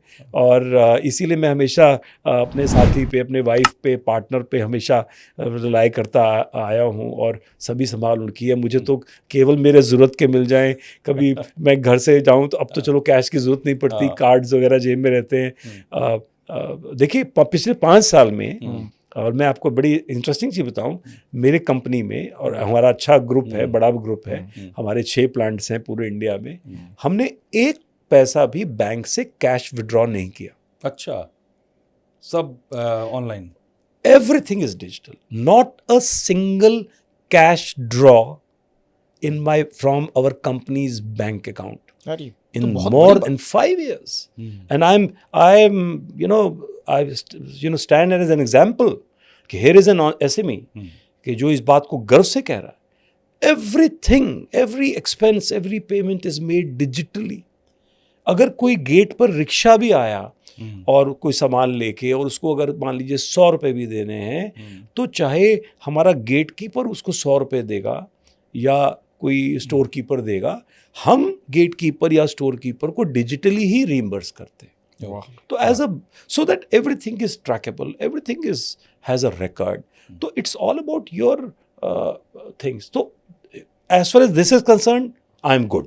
और हमने ये सिस्टम्स को इम्प्लीमेंट कर दिया, और पैसे तो मुझे गिनने ही नहीं आते। So I always rely upon my partner for, and मेरा बहुत साथ दिया। लेकिन जयराज ग्रुप जो है ना, ग्रुप तो वर्ड बाद में जुड़ा। हमारी तो छोटी सी 10,000 रुपये का मैंने कैनरा बैंक से, उस समय सिंडिकेट बैंक कहते थे, सीसी लिमिट ली थी। 10,000 रुपये? 10,000 रुपये, और सीसी लिमिट मेरी वर्किंग कैपिटल लिमिट, और मैंने काम स्टार्ट किया। किस साल की बात है सर? 1985, 86 में मैंने लोन लिया था। ठीक है। और आप ये देखिए, हमारी कंपनी का ना एक टैगलाइन है, उसे हम कहते हैं कमिटमेंट इज बिजनेस। ये मैंने 1985 में लिखा था। कमिटमेंट बहुत बड़ी, कमिटमेंट इज बिजनेस। तो जयराज ने 41 इयर्स में अपनी वर्कशॉप को आज जयराज ग्रुप और उसके 6 प्लांट्स इंडिया की 4 स्टेट्स में अगर हम पहुंचे हैं, it is because of this one line, commitment is business. हमने सिर्फ प्रोडक्ट नहीं बेचा, हमने प्रोडक्ट के साथ क्वालिटी डिलीवरी की कमिटमेंट बेची है। गलती हुई है क्वालिटीज़ में, डिलीवरीज में, लेकिन कमिटमेंट में कभी फॉल्टर नहीं हुआ। तो हमारे कस्टमर्स आज हमसे प्रोडक्ट नहीं खरीदते, हमारी कमिटमेंट के लिए हमें बिजनेस देते हैं। और ये वैल्यू, ये कमिटमेंट, मुझे खुशी है कि अब next generation, my son is now with me in business, same commitment, same legacy is now being transformed. So I believe कि अगर राइट वैल्यू किया जाए, राइट टीम्स सपोर्ट किया जाए, टीम्स को ग्रूम किया जाए, एक फिस्कल डिसिप्लिन, फाइनेंशियल सिस्टम्स बनाए जाएं कि सब कुछ डिजिटल हो, तो एक आप क्लीन अच्छी ऑर्गेनाइजेशन को क्रिएट कर सकते हैं। तो मैं बहुत छोटी भी इंडस्ट्री था, तब भी पैसे नहीं गिनता था और मैनेज बाकी लोग करते थे प्रोफेशनली मैनेज, और आज भी। तो सर वो 85 में जो 10,000 रुपये से शुरू किया था आपने सीसी के जरिए, वो आज कहाँ तक पहुँचा है? आज कुछ सैकड़ों करोड़ में है और our business volume is good और डाइवर्सिफिकेशंस भी हैं। और एम्प्लॉय वाइज कितने होंगे? उस समय क्या थे, अभी कितने होंगे? We have more than 500 people.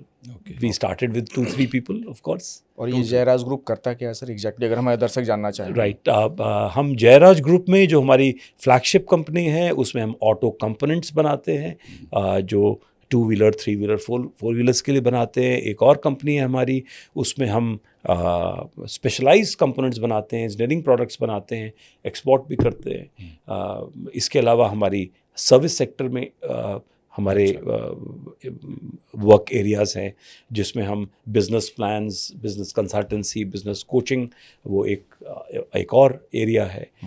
My children are doctors, my daughter is a doctor, she is a pulmonologist, my daughter in law is a breast cancer surgeon, अरे वाह, my son in law is a critical care doctor, and we have investments in fashion wear, in other retail things. Okay. There are many new projects which are coming up, so which you will be hearing about very soon. So it's a diversified thing. Everybody is occupied. सब लोग कुछ काम कर रहे हैं, बहुत काम कर रहे हैं, तो और इसलिए पैसे गिनने की या किसी चीज़ की ज़रूरत नहीं है, सब अपना काम करते रहे। एक जनरेशन अगर अच्छा शुरुआत कर दे तो आगे आने वाली, वही जो आपने कहा कि थर्ड जनरेशन आके फिर वो, बट नेक्स्ट जनरेशन को अपने बिजनेस में अपने साथ लाना एक कला है। उस पर कभी अलग से पॉडकास्ट करेंगे। सर, एक हमने देखा है कि जब बिजनेस की बात आती है तो गुजराती, मारवाड़ीज, इनमें बिजनेस का एक डीएनए इंस्टिंक्ट होता है। तो Gujarati versus Marwari versus Punjabi business इसमें क्या डिफरेंस देखते हैं आप? All right.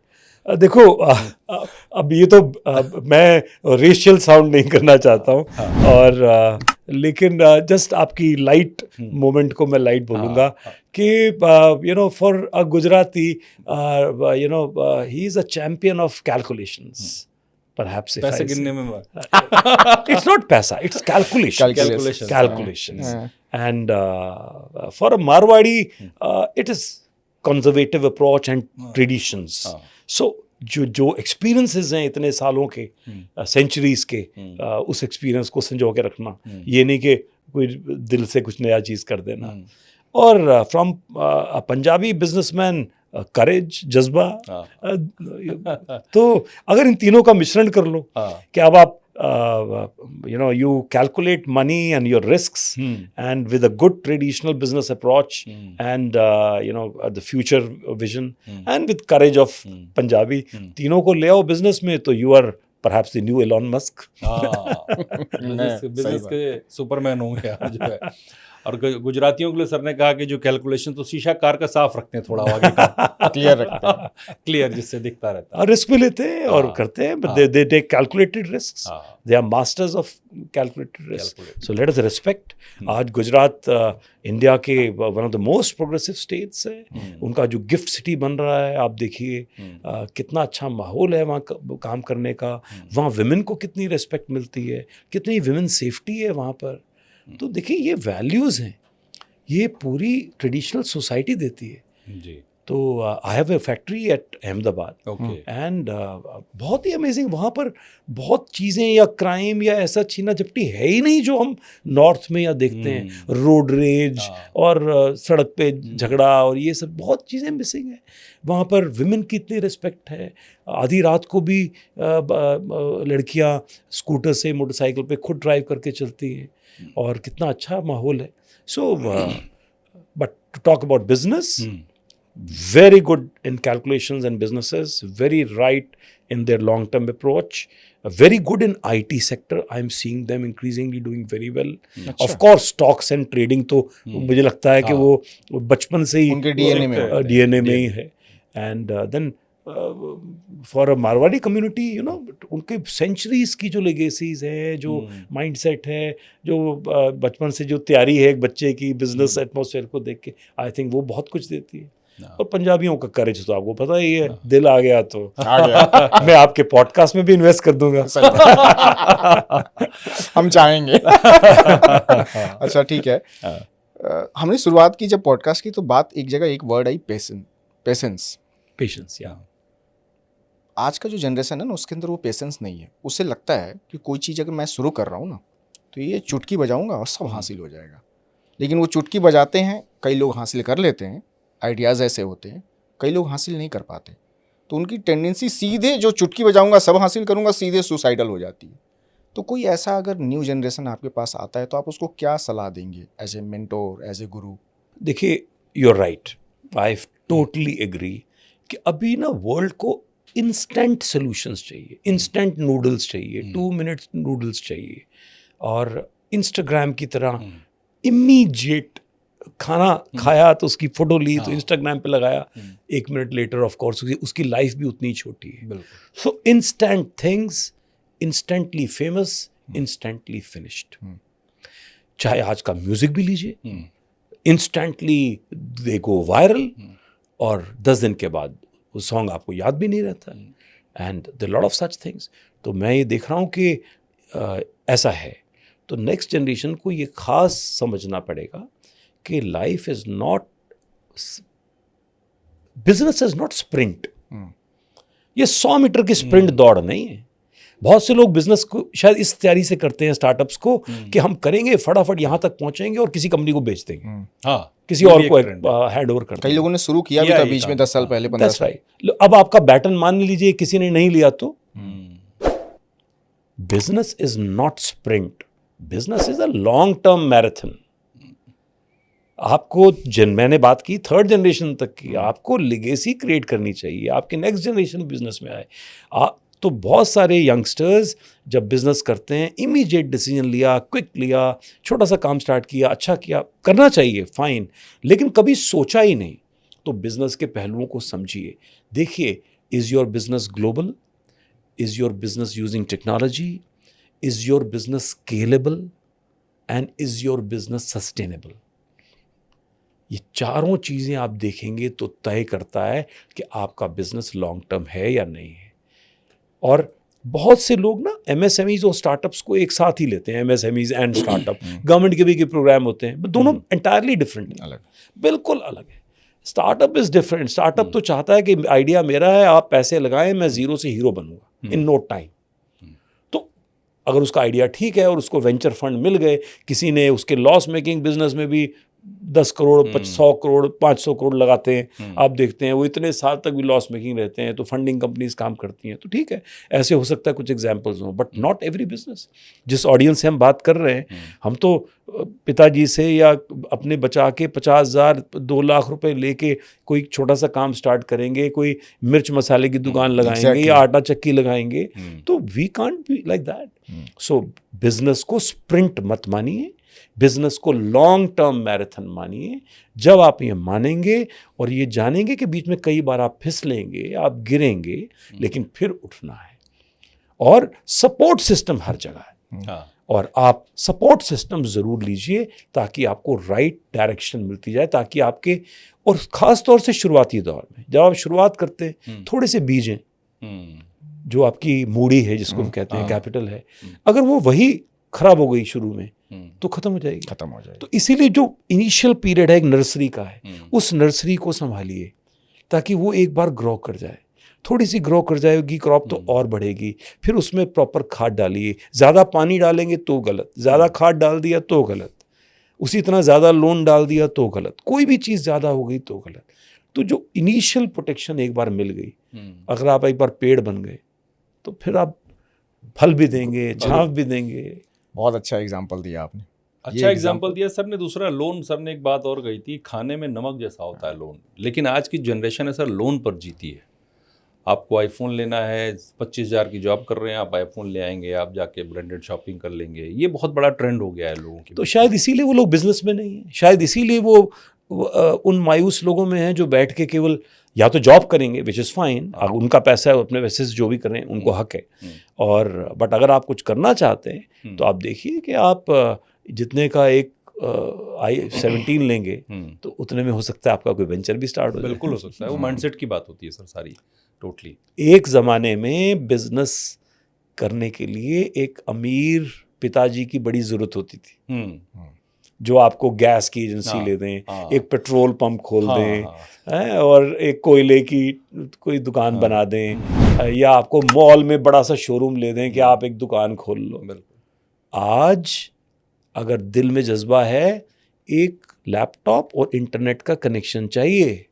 सही कह रहे एकदम, बिल्कुल। और दूर गांव में बैठकर आप ई कॉमर्स के माध्यम से कुछ भी बेच सकते हैं, गांव की शहद को पैक करके बेच सकते हैं। बहुत दूर बैठे हुए गांव में आप एक्सपोर्टर बन सकते हैं। सिर्फ समझना है अपॉर्चुनिटी को, इस जज्बे को पहचानना है। इतनी अपॉर्चुनिटीज हैं इस देश में। सर देश की तो बात हमने की, थोड़ा ग्लोबल सिचुएशंस की बात करते हैं। ट्रम्प साहब जब से आए हैं वो तब से अजीब तरह की हरकतें कर रहे हैं, खासतौर से इंडिया को लेकर के। अब वो दोस्त हैं या दुश्मन है समझ नहीं आ रहा। कभी टैरिफ लगा देते हैं, अभी हाल फिलहाल में उन्होंने ब्रांडेड मेडिसिन पर टैरिफ लगा दिया, उससे पहले और बहुत सारी चीज़ों पर लगाया। फिर कहा कि इंडिया की इकॉनमी, जिसको हम 5 ट्रिलियन की बात कर रहे हैं, वो बोल रहे हैं कि ये डेड इकॉनमी है ना। रशिया और इंडिया को हमने चाइना के हवाले कर दिया। तो क्या उनकी इस हरकत के पीछे, क्या उनका दिमाग आउट हो गया, उनको समझ में नहीं आ रहा कि इंडिया क्या है दुनिया में? मुझे तो लग रहा है कि वो बहुत अपनी डिफाइंड स्ट्रेटेजी पे अपने हिसाब से अपने लिए काम कर रहे हैं। अच्छा, हमारे लिए अनप्रेडिक्टेबल हो सकते हैं, हाँ, हमारे लिए अनसर्टेन हो सकते हैं, क्योंकि हमें शायद उनसे उम्मीदें अननेसेसरीली या अनएक्सपेक्टेडली ज़्यादा हो गई। Otherwise I think when I look at Trump, I see him a person who's very clear कि he's against immigration and he's against any kind of imports in America and wants all American companies to overnight start business in US. His targets or his things can be overdriven या over ambitious, ये चीज़ें हो सकती हैं। तो इसीलिए हम impact हो रहे हैं, और इम्पैक्ट तो है ही। आज उन्होंने जब टैरिफ बढ़ाया, 50% टैरिफ लगाया भारतीय गुड्स पर, चाइना से भी ज़्यादा, जस्ट इमेजिन करिए। तो हमारे carpet industry, jewellery industry, garments industry, fisheries and shrimps, ये सब कितना मेजर इम्पैक्ट है। बहुत। तो ये इम्पैक्ट तो है। तो मेरा इसमें एक ही कहना है, ट्रम्प क्या करेंगे, कैसा करेंगे, वो अपने देश के लिए करेंगे, वो अपने लिए करेंगे। वो अब हमारे लिए क्यों सोचने लगेंगे और हमारे लिए क्यों करेंगे? वो हमारे लिए भी तभी करेंगे जब हमें इससे उनको कोई फ़ायदा लगता होगा, politically, globally, alliance wise, in whatever ways. So मुझे लगता है कि, और मुझे एक चीज़ और फील आता है, मुझे लगता है कि वो शायद भारत को एक एग्जाम्पल क्रिएट करना चाहते हैं कि देखो मैंने इस इकोनॉमी को, क्योंकि ये मेरे हिसाब से नहीं चल रहे थे तो मैंने इन पे इतने कुछ लगा लिया। Maybe trying to create something, a lesson for rest of the world. उन्हें शायद ये मालूम नहीं है कि भारत ने प्यार से तो हर बरसों से सबको अपने दिल में जगह दी। यहाँ मुग़ल भी आए, अंग्रेज़ भी आए, हर तरह के कल्चर के लोग आए, प्यार से भारत में बसे और अपनी जगह बनी। लेकिन पुश करके, दबा के, मुझे नहीं लगता कि भारत की स्पिरिट को, हमारी हिम्मत को से कोई ज़बरदस्ती कुछ करवा सकता है। So I believe our government is very strong to deal with this. Now ये तो गवर्नमेंट और उनको ही करने दीजिए, इस पे हम लोग क्यों बोले। मेरा बिजनेस कम्युनिटी को ये कॉल है, टैरिफ हमेशा इम्पैक्ट करेंगे जब हम लो कॉस्ट गुड्स पर काम करेंगे। अच्छा, आप एक एग्जाम्पल देता हूँ, भारत में आप कार्स इंपोर्ट भी करते हैं, रोल्स रॉयस इंपोर्ट होती है। आप बताइए कितने % कस्टम ड्यूटी है भारत में? 110% है सर, शायद, जहाँ तक 100% या 110 है। और ज़्यादा, और ज़्यादा है? बहुत ज़्यादा। अच्छा। जब आप रोल्स रॉयस इंडिया में इंपोर्ट करते हैं, बहुत महंगी है। आप कोई भी कार रेडीमेड इंपोर्ट करते हैं, लैंड क्रूजर या किसी और को, उसमें 300 टाइम्स 300 टाइम्स उन पर कस्टम ड्यूटीज हैं, पर फिर भी करते हैं। तो जब लोगों को ब्रांड चाहिए होता है ना, तो टैरिफ मैटर नहीं करता। अपने प्रोडक्ट्स को ब्रांड बनाइए। हमारे भारत के लेटर से गारमेंट्स के लोग मार्क्स एंड स्पेंसर के लिए या बड़े बड़े ब्रांड्स के लिए केवल फैब्रिकेशन कर रहे हैं, ठेकेदारी का काम करते आए हैं आज तक। और आज हमारे ऊपर टैरिफ ज़्यादा लग गया तो वो बांग्लादेश से बनवा लेंगे, वो वियतनाम से बनवा लेंगे। Very easy to change contractor from here to there. क्यों किसी भारतीय कपड़ा बनाने वाले लोगों ने अपने प्रोडक्ट्स को ब्रांड बना के पूरे विश्व में नहीं बनाया? तो ये सर यही सवाल है ना कि ठेकेदारी वाली मानसिकता कब तक रहेगी? जब तक लोगों को इजी वेंचर्स चाहिए होंगे। अच्छा, तो जब आप ब्रांड में इन्वेस्ट करेंगे, अब आपके गाजियाबाद की मैं आपको एक नाम देता हूँ, वो भी मेरे साथ ही वही मेरे कम्युनिटी में रहते हैं, एंड कपिल चोपड़ा उनका नाम है, दिव्याना करके उनकी कंपनी है, वो फर्नीचर बनाते हैं, one of the finest furnitures आपने जो देखा होगा। अच्छा। बेहतरीन। और उन्हें अपने फर्नीचर पर इतना कॉन्फिडेंस, उन्होंने, एंड इट्स एन SME, अच्छा, लार्ज कॉर्पोरेट नहीं है, SME है, और उनका 100 करोड़ से कम है टर्नओवर। उन्होंने इटली में, मिलान में अरमानी के शोरूम के नेक्स्ट अपना शोरूम स्टार्ट किया, वाह, दिव्याना का, क्या, कि ये मेरा प्रोडक्ट है, अब आप इसको अरमानी से कंपेयर करिए। सेकंड शोरूम वो न्यूयॉर्क में खोल रहे हैं, अगेन अरमानी के नेक्स्ट। तो एक SME सेक्टर में एक नौजवान ने तय किया कि मैं अपने फर्नीचर का ब्रांड बनाऊंगा अरमानी की तरह, और वहां पर जाके शोरूम खोला। तो क्यों हमारे भारत के गारमेंट बनाने वाले लोग, इतने बड़े बड़े एक्सपोर्ट हाउसेज हैं, आप भी अपने प्रोडक्ट रेंज को ब्रांड बनाइए। आप भी ऐसा ब्रांड बनिए कि पूरी दुनिया इंपोर्ट करे आपके ब्रांड से आपको। ये नहीं कि वो मार्क्स एंड स्पेंसर बेचेगा, सिर्फ मेड इन इंडिया होगा, फिर तो फर्क ही नहीं पड़ता कि मेड इन टर्की है, मेड इन इंडिया है, या मेड इन बांग्लादेश है। सो जब भी लो कॉस्ट चीज़ों पर हम काम करना चाहेंगे तो टैरिफ इम्पैक्ट करेगा। So cross these barriers, create innovative products, become brands, ताकि महंगा भी हो जाए तो लोगों को LV का बैग लेते ही हैं, या फेरोगामा या सो मेनी अदर थिंग्स। आप एम्पोरियो जाइए तो आपको दिखेगा कि all the brands in the world, वो भी तो कस्टम, कितने कई गुना कस्टम पे करके इंडिया में आते हैं, बट उनकी मार्केट है। मैं कुछ दिन पहले मैं बॉम्बे में था, तो अभी कुछ दिन पहले की बात है, and I went to a showroom, Stefano Ricci, वो लेदर वेयर बनाते हैं, लेदर गारमेंट्स बनाते हैं, और मैंने वहाँ एक लेदर जैकेट देखी, बड़ी खूबसूरत सी, उसको पहन के देखी, 2 जैकेट्स को देखा, तो उसमें एक जो सस्ती थी उसकी कीमत थी 14.5 लाख। अच्छा, 14.5 लाख, हाँ। और जो दूसरी थोड़ी सी महंगी थी वो 95 लाख की जैकेट, 1 लेदर जैकेट। और बॉम्बे में वो शोरूम है, और उनके पास ऐसे नहीं और भी कई गारमेंट्स थे, यानी इंडिया में कुछ लोग होंगे अभी भी जो खरीदते होंगे। बिल्कुल बिल्कुल, तभी शोरूम है। सो माय पॉइंट इज कि जब आप ब्रांड बन जाते हैं तो 95 लाख की भी लेदर जैकेट लोग ले रहे हैं, वरना मुझे नहीं लगता कि आप अभी बाजार जाइए और 1 लाख रुपए की भी जैकेट होगी तो मैं तो कम से कम नहीं लूंगा, you know. So it is because अभी वो परसेप्शन वैल्यू नहीं है। आप घड़ियाँ लेते हैं रॉलेक्स की, पैथेक फिलिप की, लोग लाखों में करोड़ों में पेमेंट देते हैं, और वरना कभी टाइटन भी हो सकता है आपको महंगी लगे। So it's about becoming the brand. तो मुझे लगता है कि ये भारत बहुत स्ट्रांग है, हमारी पॉलिटिकल एडमिनिस्ट्रेशन ये अपने आप इन इश्यूज़ को देखेगी। आजकल नेगोशिएशंस चल रही हैं, हो सकता है कुछ समय में कोई सोल्यूशन भी निकलेगा, लेकिन हमें तैयार रहना है। अनप्रेडिक्टेबल वेदर हो सकता है, हमें अपना घर इतना मजबूत रखना है कि मौसम बदलाव से हम पे फर्क न पड़े। सर, हमने अमेरिका की बात तो कर ली जी, भारत और अमेरिका के रिश्तों की बात कर ली, अब चीन की बात करते। चीन के मेक इन चाइना और भारत के मेक इन इंडिया में क्या फ़र्क है? चीन ने अभी भी लॉन्च किया 2025 में, उसने 25% ऑफ GDP के साथ लॉन्च किया, और हमारा टारगेट जो 25% का है वो 2030 तक का है। तो आपको लगता नहीं कि हम पीछे हो जाएंगे, पीछे रह जाएंगे चीज़ से, फिर चीन आगे निकल जाएगा? रियलिटी से स्टार्ट करते, दोनों देशों ने एक साथ ही अपनी ग्लोबल जर्नी स्टार्ट की थी 1990s में। जी। चाइना क्योंकि एक डेमोक्रेटिक कंट्री नहीं है और वो डिफरेंट तरीके से अब उनकी गवर्नेंस मॉडल है, तो वहाँ डिक्टेट किया जा सकता है। वहाँ तो तय कर सकते हैं कि एक राज्य से दूसरे राज्य में भी लोग जाएंगे तो परमिशन से जाएंगे। अगर आज हांगकांग उनके पास है तो ये नहीं कि कोई भी चाइनीज़ घूमता हुआ चाहे हांगकांग पहुँच के वहाँ पर अपनी जॉब ले ले और सेटल हो जाए। वहाँ कोई भी नागरिक चीन का किसी भी स्टेट पे जाके जॉब भी नहीं कर सकता। वहाँ हर चीज़ के लिए परमिट्स हैं, परमिशंस हैं, किस स्टेट में कितने लोग रहेंगे, कितनों को किसी और जगह जाने की परमिशन है। तो within the country also there are many things. So इन चीज़ों की वजह से, बिकॉज उनका एडमिनिस्ट्रेटिव सिस्टम, पॉलिटिकल सिस्टम ऐसा था, वो जल्दी ये चीज़ें इम्प्लीमेंट कर पाए और वो मैन्युफैक्चरिंग में हम सबसे बहुत आगे निकल गए, no doubt about it. They started working on economies of scale, low cost goods, and the whole world went to China.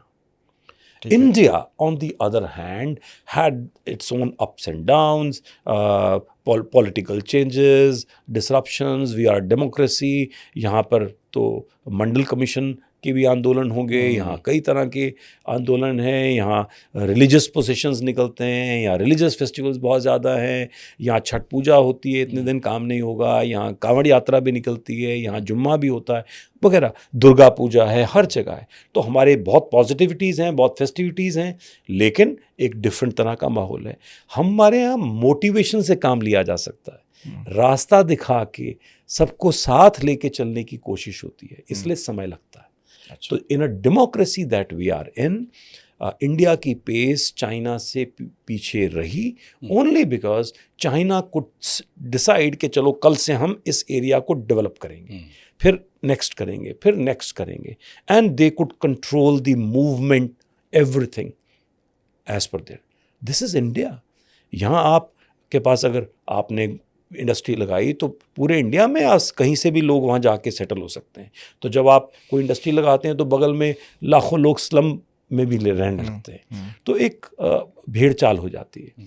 तो और फिर government is accountable to everyone, democracy है, इलेक्शंस हैं, आज इस स्टेट में है, अब इस बिहार में हो रहे हैं, तो हर समय कभी पब्लिक के पास आपको वेटिंग के लिए जाना है, लोगों के हिसाब से काम करना है।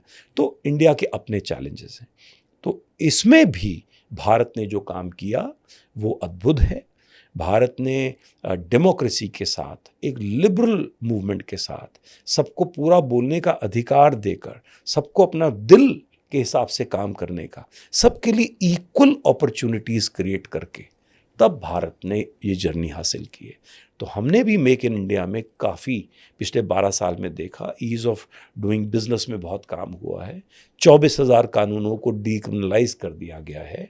आज कोलेटरल फ्री लोन्स 10 करोड़ तक मिलते हैं। महिलाओं को स्टैंड अप इंडिया में 2 करोड़ तक के loans first time women entrepreneurs को मिलते हैं। नॉर्थ ईस्ट के लिए अलग से स्कीम्स हैं, 100 करोड़ के कोलेटरल फ्री लोन्स का स्कीम है, इंसेंटिव्स हैं, ग्रांट्स हैं, PLI स्कीम्स हैं। सेमीकंडक्टर की अब हम बात करें, हमने ये रेस तो खो दी थी। इस रेस में तो कोरिया ने सबसे ज़्यादा जगह ली, लेकिन व्हाटएवर, आज हम कम से कम उस पर काम करने लगे हैं। तो आगे आने वाले टाइम में we have only to grow. एक चीज़ आप जान लीजिए और आपके माध्यम से मैं सबको बोलूं, बिजनेस के लिए इससे बेहतर वक्त कभी था ही नहीं। अच्छा, never in the history of India there was a better time to be in business. आज इकोसिस्टम में इतना कुछ है। एक जमाने में तो केवल राजा का ही बेटा राजा बनता था, आज तो कोई भी चुनाव जीतता है और वो राजा बनता है। एक जमाने में वैद का ही बच्चा वैद बनता था, आज कोई भी MBBS कर सकता है और डॉक्टर बनता है। So opportunities are equal today. Information on internet is equal for everyone, same information at the same time for every finger tip. आप वो फिंगर टिप का यूज कर रहे हैं नहीं कर रहे हैं, अब तो ये आपके ऊपर है। टीवी पे 20 चैनल आ रहे हैं, कोई नॉलेज सेशन दे रहा है, कोई बिजनेस सेशन दे रहा है, कोई एंटरटेनमेंट दे रहा है, आप क्या देख रहे हैं? ये आपके ऊपर 20 तरह के पॉडकास्ट, 2000 तरह के पॉडकास्ट आ रहे हैं। बिल्कुल। आप किस पॉडकास्ट से जुड़े हैं जो प्रोडक्टिवली आपको कोई दिशा दे रहे हैं, या आपको केवल एक ये आपका एंटरटेनमेंट की बात कर रहे हैं, या हो सकता है आप फिल्मों की या फिल्म स्टार्स की पॉडकास्ट देखते हो। तो it all depends upon what you are doing. So there was never a better time to be in business in India. हर इंसान को कोलेटरल फ्री लोन्स मिलते हैं। मैं पिछले दिनों आरबीआई का एक डेटा देख रहा था। बहुत से लोग कहते हैं कि हमें लोन नहीं मिलता है, कोलेटरल फ्री लोन तो कुछ नहीं है, बैंकों में जाओ तो मिलेगा नहीं मिलेगा। मैं आपको आरबीआई का एक डेटा देता हूँ रिसेंट स्टडी का, जिसमें आरबीआई ने बताया है कि इंडिया में अभी तक 53 करोड़ लोगों को कोलेटरल फ्री लोन्स मिल चुके हैं। 53 करोड़ लोग। 53 करोड़ लोगों को हाँ। स्कीम्स में लोन मिला जा चुका है, which is 1/3 of the population of India. सही है। हाँ, तो मुद्रा स्कीम में आज प्रधानमंत्री विश्वकर्मा योजना स्कीम है। मंदिर के बाहर कोई फूल माला बनाता है, आज उसे भी 2 लाख से 10 लाख का लोन प्राइम मिनिस्टर विश्वकर्मा योजना में मिलता है कि वो भी अपना काम कुछ और कर ले। कोई जूता बना रहा है, कोई फूल माला बना रहा है, कोई प्लम्बिंग का काम कर रहा है, कोई बगीचा बना रहा है। हर चीज़ की ये सब ऑनलाइन है जो आप कह रहे हैं। Everything is online. मजे की बात तो यह है कि पीएम विश्वकर्मा योजना जब लॉन्च हुई तो टारगेट रखा गया कि 1 लाख ऐसे चुने जाएं लोग, उनको दिया जाए। आज वो आई थिंक 5 लाख से ज़्यादा बेनिफिशरीज उसके हो गए। अच्छा। तो मैं एक और डेटा मुझे किसी ने बोला, एक प्रधानमंत्री की एक स्कीम है जिसमें कि फूड प्रोसेसिंग के लिए छोटे वेंडर्स को, रेस्टोरेंट ओनर्स को, आइसक्रीम बनाने वालों को, छोटी छोटी बेकरी, इनके लिए दिए जाते हैं फूड प्रोसेसिंग सेक्टर में। अब तक 1,44,000 से ज़्यादा लोगों को ये लोन मिल चुका है कोलेटरल फ्री, और इसमें सब्सिडी भी मिलती है 35% की। 35% की। तो ये डेटा है, आप वेबसाइट पे देखिए, ये सब चीज़ें निकलते हैं। So there are beneficiaries in the system. It is sometimes कि हमें पता नहीं किस भावना ने या किस हम मान चुके हैं कि ये होता नहीं है। तो निकल के देखिए, दुनिया बहुत हसीन हो गई है, नौकरी बहुत छोड़िए, बढ़ दुनिया गई में है, नौकरी छोड़िए। और बहुत कुछ है इकोसिस्टम में। और क्योंकि आप दिल्ली एनसीआर में हैं, और मैं खास तौर से धर्मेंद्र जी और अभिषेक जी आप दोनों को कह रहा हूँ, दिल्ली एनसीआर तो इससे बेहतरीन इकोसिस्टम है ही नहीं। इतनी बड़ी मार्केट, कितने करोड़ लोग रहते हैं इस यहाँ पे, फिर इतने बड़े आईटी सेक्टर जहाँ digital companies, media companies, podcast company जो रातों रात आपके वीडियोस बना के वायरल भी हो सकती हैं आपके प्रोडक्ट्स को। नंबर 3, प्रोडक्ट टेस्टिंग की सारी लैब्स सब कुछ यहीं available। पर, इतने हर बैंक की शाखाएं यहाँ, गवर्नमेंट ऑफ इंडिया यहाँ, उत्तर प्रदेश सरकार यहाँ, हरियाणा सरकार यहाँ। पॉइंट ये है, एक टेबल पर उद्यमी भी हो, कस्टमर भी हो, फाइनेंशियल इंस्टीट्यूशन भी हो, सरकार भी हो, ये सब दिल्ली एनसीआर में है। इससे बेहतर क्या सिस्टम? सिर्फ सोचना है क्या करना है, कैसे करना है, कहाँ जाना है, क्या सपोर्ट मिलेगा, और काम start. It's like a 2020 match. Sir, ये सब चीज़ें जो हमने पॉलिसीज़ की बात की, इसके लिए एक एम्पावर्ड लीडर चाहिए होता है, जो पिछले 2014 से, जैसा आपने कहा, चेंज है।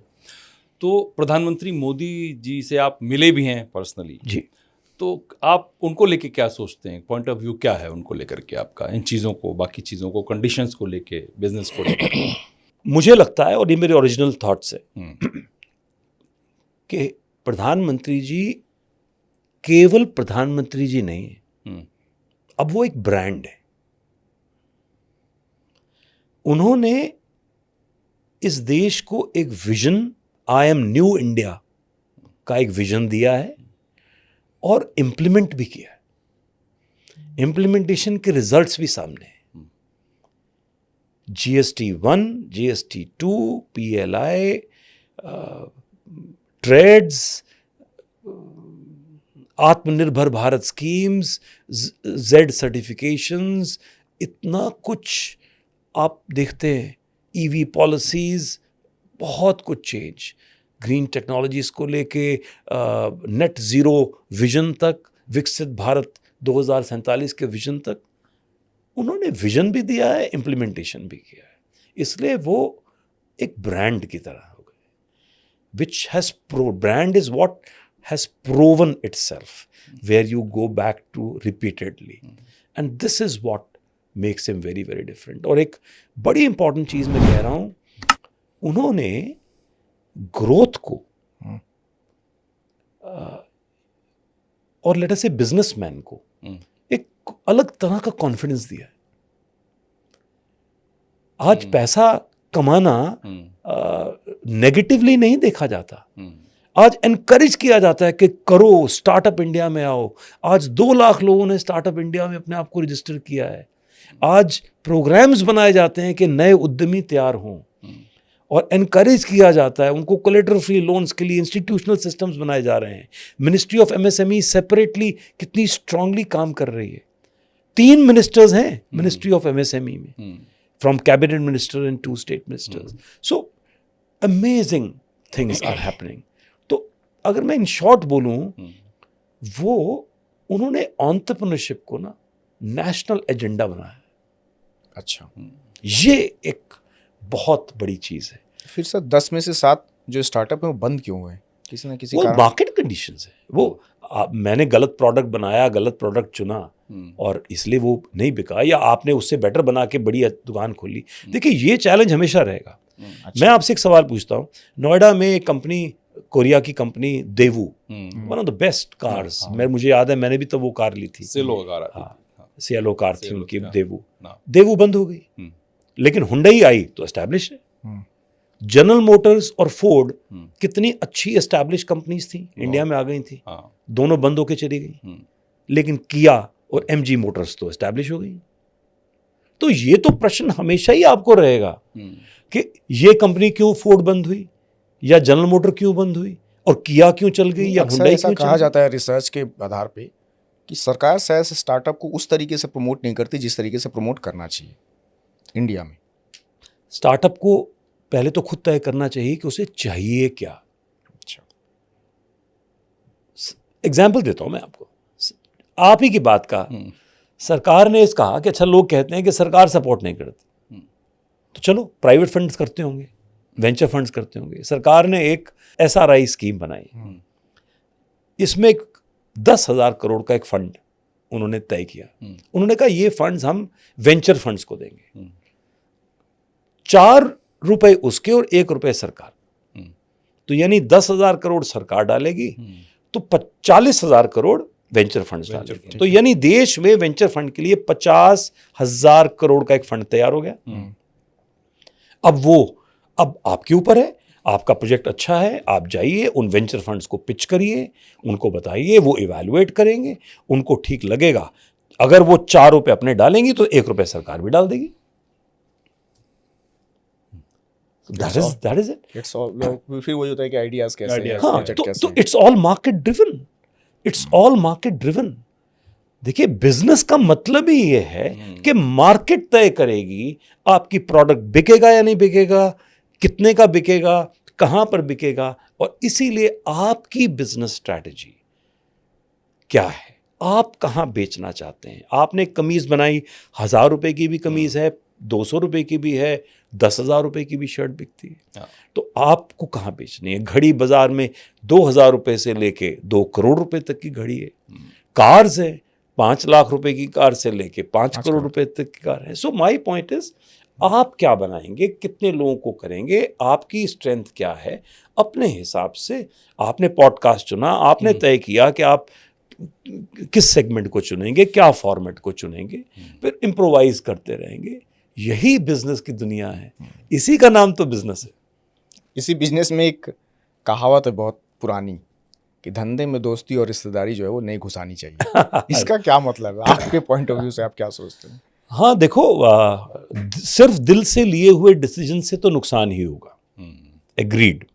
और इसीलिए अगर सिर्फ आप रिश्तेदारी से बिजनेस करेंगे तो डेफिनेटली नुकसान होगा, और ऐसी जगह पे होगा फिर उसको कहेंगे कि धोखा दे दिया, मेरे घर का लड़का विभीषण निकल गया, वगैरह वगैरह वगैरह। 2 भाई थे, वो नहीं चल पाए, जब तक पिताजी थे चले गए, जब बाद में नहीं हुआ।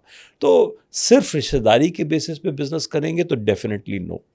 आई हैव सीन बिजनेस हाउसेस जहाँ पर, और मैं बहुत बड़ी बात कह रहा हूँ आपसे, जहाँ पर ये देख लिया जाता है कि जो नेक्स्ट जनरेशन है शायद वो उस काबिल नहीं है, या उसमें वो टेम्परामेंट नहीं है कि वो इतने सीरियस बिजनेस को चला पाए। तो do you know they make the trusts. अच्छा, वो अपने बिजनेसेस को, उसकी सारे एसेट्स को ट्रस्ट में कन्वर्ट कर देते हैं, बिजनेस को अच्छा एंटायरली डीलिंग कर देते हैं। अब ठीक है, आपका बेटा है, आपका बच्चा है, आप चाहते हैं सब कुछ उसको मिले, फाइन, लेकिन कंपनी का सीईओ अब वो नहीं बनेगा, कंपनी प्रोफेशनली चलेगी। तो बाहर से सीईओ अपॉइंट करके वो कंपनी चला लेंगे। So this is what families are doing. So इसीलिए राइट सिलेक्शन ऑफ सीनियरिटी, ये नहीं कि मैं हूं तो मेरे बाद मेरा बेटा ही कंपनी का एमडी बनेगा। अगर मुझे लगता है कि मेरा बेटा ये कंपनी नहीं चला पाएगा और मुझे फील आ रहा है और उसका इंटरेस्ट मान लीजिए नहीं है, तो कोई बात नहीं, मैं ऐसा स्ट्रक्चर बनाऊं कि कंपनी किसी प्रोफेशनल सीईओ से चलाऊं। वॉरेन बुफे कंपनीज खुद तो नहीं चलाते हैं, वो जब कंपनीज को टेक ओवर भी करते हैं। एक और हमारे भारत के हमारे वॉरेन बुफे कौन है? ये मदरसन सुमी के सहगल जी। अच्छा, आप जानते हैं उनके पूरे विश्व में 400 से ज़्यादा प्लांट्स हैं। वो अगर हर फैक्ट्री में दिन में एक बार भी विजिट करें तो एक साल में सारी फैक्ट्रीज विजिट नहीं कर पाए। अरे वाह, इतने उन्होंने प्लांट्स को इस ग्रुप ने टेक ओवर किया हुआ, इतने वेंचर्स हैं, but every venture is run independently. Targets are given to professional CEO, they run the industry. आज इवन फिल्म इंडस्ट्री भी ऐसे काम कर रही है कि they give a budget and thing to people and every project is an independent project. So आपने business को भी ऐसा समझेंगे तो ये लिगेसी काम करती है। तो सिर्फ रिश्तेदारी नहीं, इवन अपना बच्चा भी अगर लगता है कि ये नहीं कर पाएगा, अब मान लीजिए आपने बहुत अच्छा हॉस्पिटल बना लिया, हस्बैंड वाइफ डॉक्टर्स, ऐसे बहुत केसेस हैं, मैं देखता हूँ, उन्होंने बना लिया, बहुत अच्छा कर रहे हैं, अब बच्चा डॉक्टर बना ही नहीं, तो अब आप कुछ ऐसा सिस्टम बनाइए अगर आप चाहते हैं आगे चले कि एक hospital should be run professionally bye hospital management people. कई मीडिया कंपनियां भी ऐसी हैं बहुत, जिसके बच्चे नहीं हैं, जी, बच्चे तो कहीं और। जी, that's right। ठीक। सर अब इसमें हम एक फास्ट फॉरवर्ड राउंड करते हैं, छोटा सा सवाल होता है और छोटा सा जवाब। Okay, one sentence। अब मैं नर्वस हो रहा हूँ। नहीं, nervous नहीं सर। तो मेरा पहला सवाल ये सर कि अगर आपको फाइनेंस मिनिस्टर बनाया जाए इस देश का, तो आप सबसे पहला और सबसे अहम चेंज क्या करना चाहेंगे? बिना सोचे बोल रहा हूँ, बिजनेस को आसान कर दूं, ऐसा आसान कर दूं कि व्हाट्सएप पे रिटर्न भर दूं जीएसटी की और कंप्लायंसेस हो जाएं, पूरे हो जाएं, सिंप्लीफाई कर दूं ताकि मेरा सारा ध्यान मेरे बिजनेस पे रहे और फालतू समय वेस्ट ना हो। आज मेरा 80% ध्यान कंप्लायंसेस पे जाता है और रियल बिजनेस या इनोवेशन 20% भी मैं नहीं कर पाता, क्योंकि हर समय चिंता कि जीएसटी का नोटिस आ गया, ये इसका आ गया। मेरा जवाब तो लंबा हो सकता है। हाँ, थोड़ा हो सकता है। मैं आपको एक बड़ी इंटरेस्टिंग एग्जांपल देता हूँ। पिछले दिनों आज से करीब 4 वर्ष पहले, 5 वर्ष पहले हमने कोई कार ली, तो उस कार के लिए वो एक जैसे आजकल वीआईपी नंबर्स होते हैं जिसको कहते हैं, तो एक नंबर लिया तो वो 5 लाख रुपए, क्योंकि आजकल वो ऑक्शन में जाता है, तो 5 लाख रुपए का वो नंबर लिया होगा। तो जैसे गए कार का रजिस्ट्रेशन कराने, तो रोड टैक्स रजिस्ट्रेशन लिया और ट्रांसपोर्ट में ये 5 लाख रुपए भी जमा हो गए। तो सब क्लियर। 5 साल के बाद अब नोटिस आया जीएसटी का कि जी आपने 5 वर्ष पहले ये 5 लाख रुपए का एक वीआईपी नंबर लिया था, आपने इस पर जीएसटी नहीं दिया। अब पहली चीज तो ये कि मुझे कौन बताएगा इस पर जीएसटी है कि नहीं है। सही बात।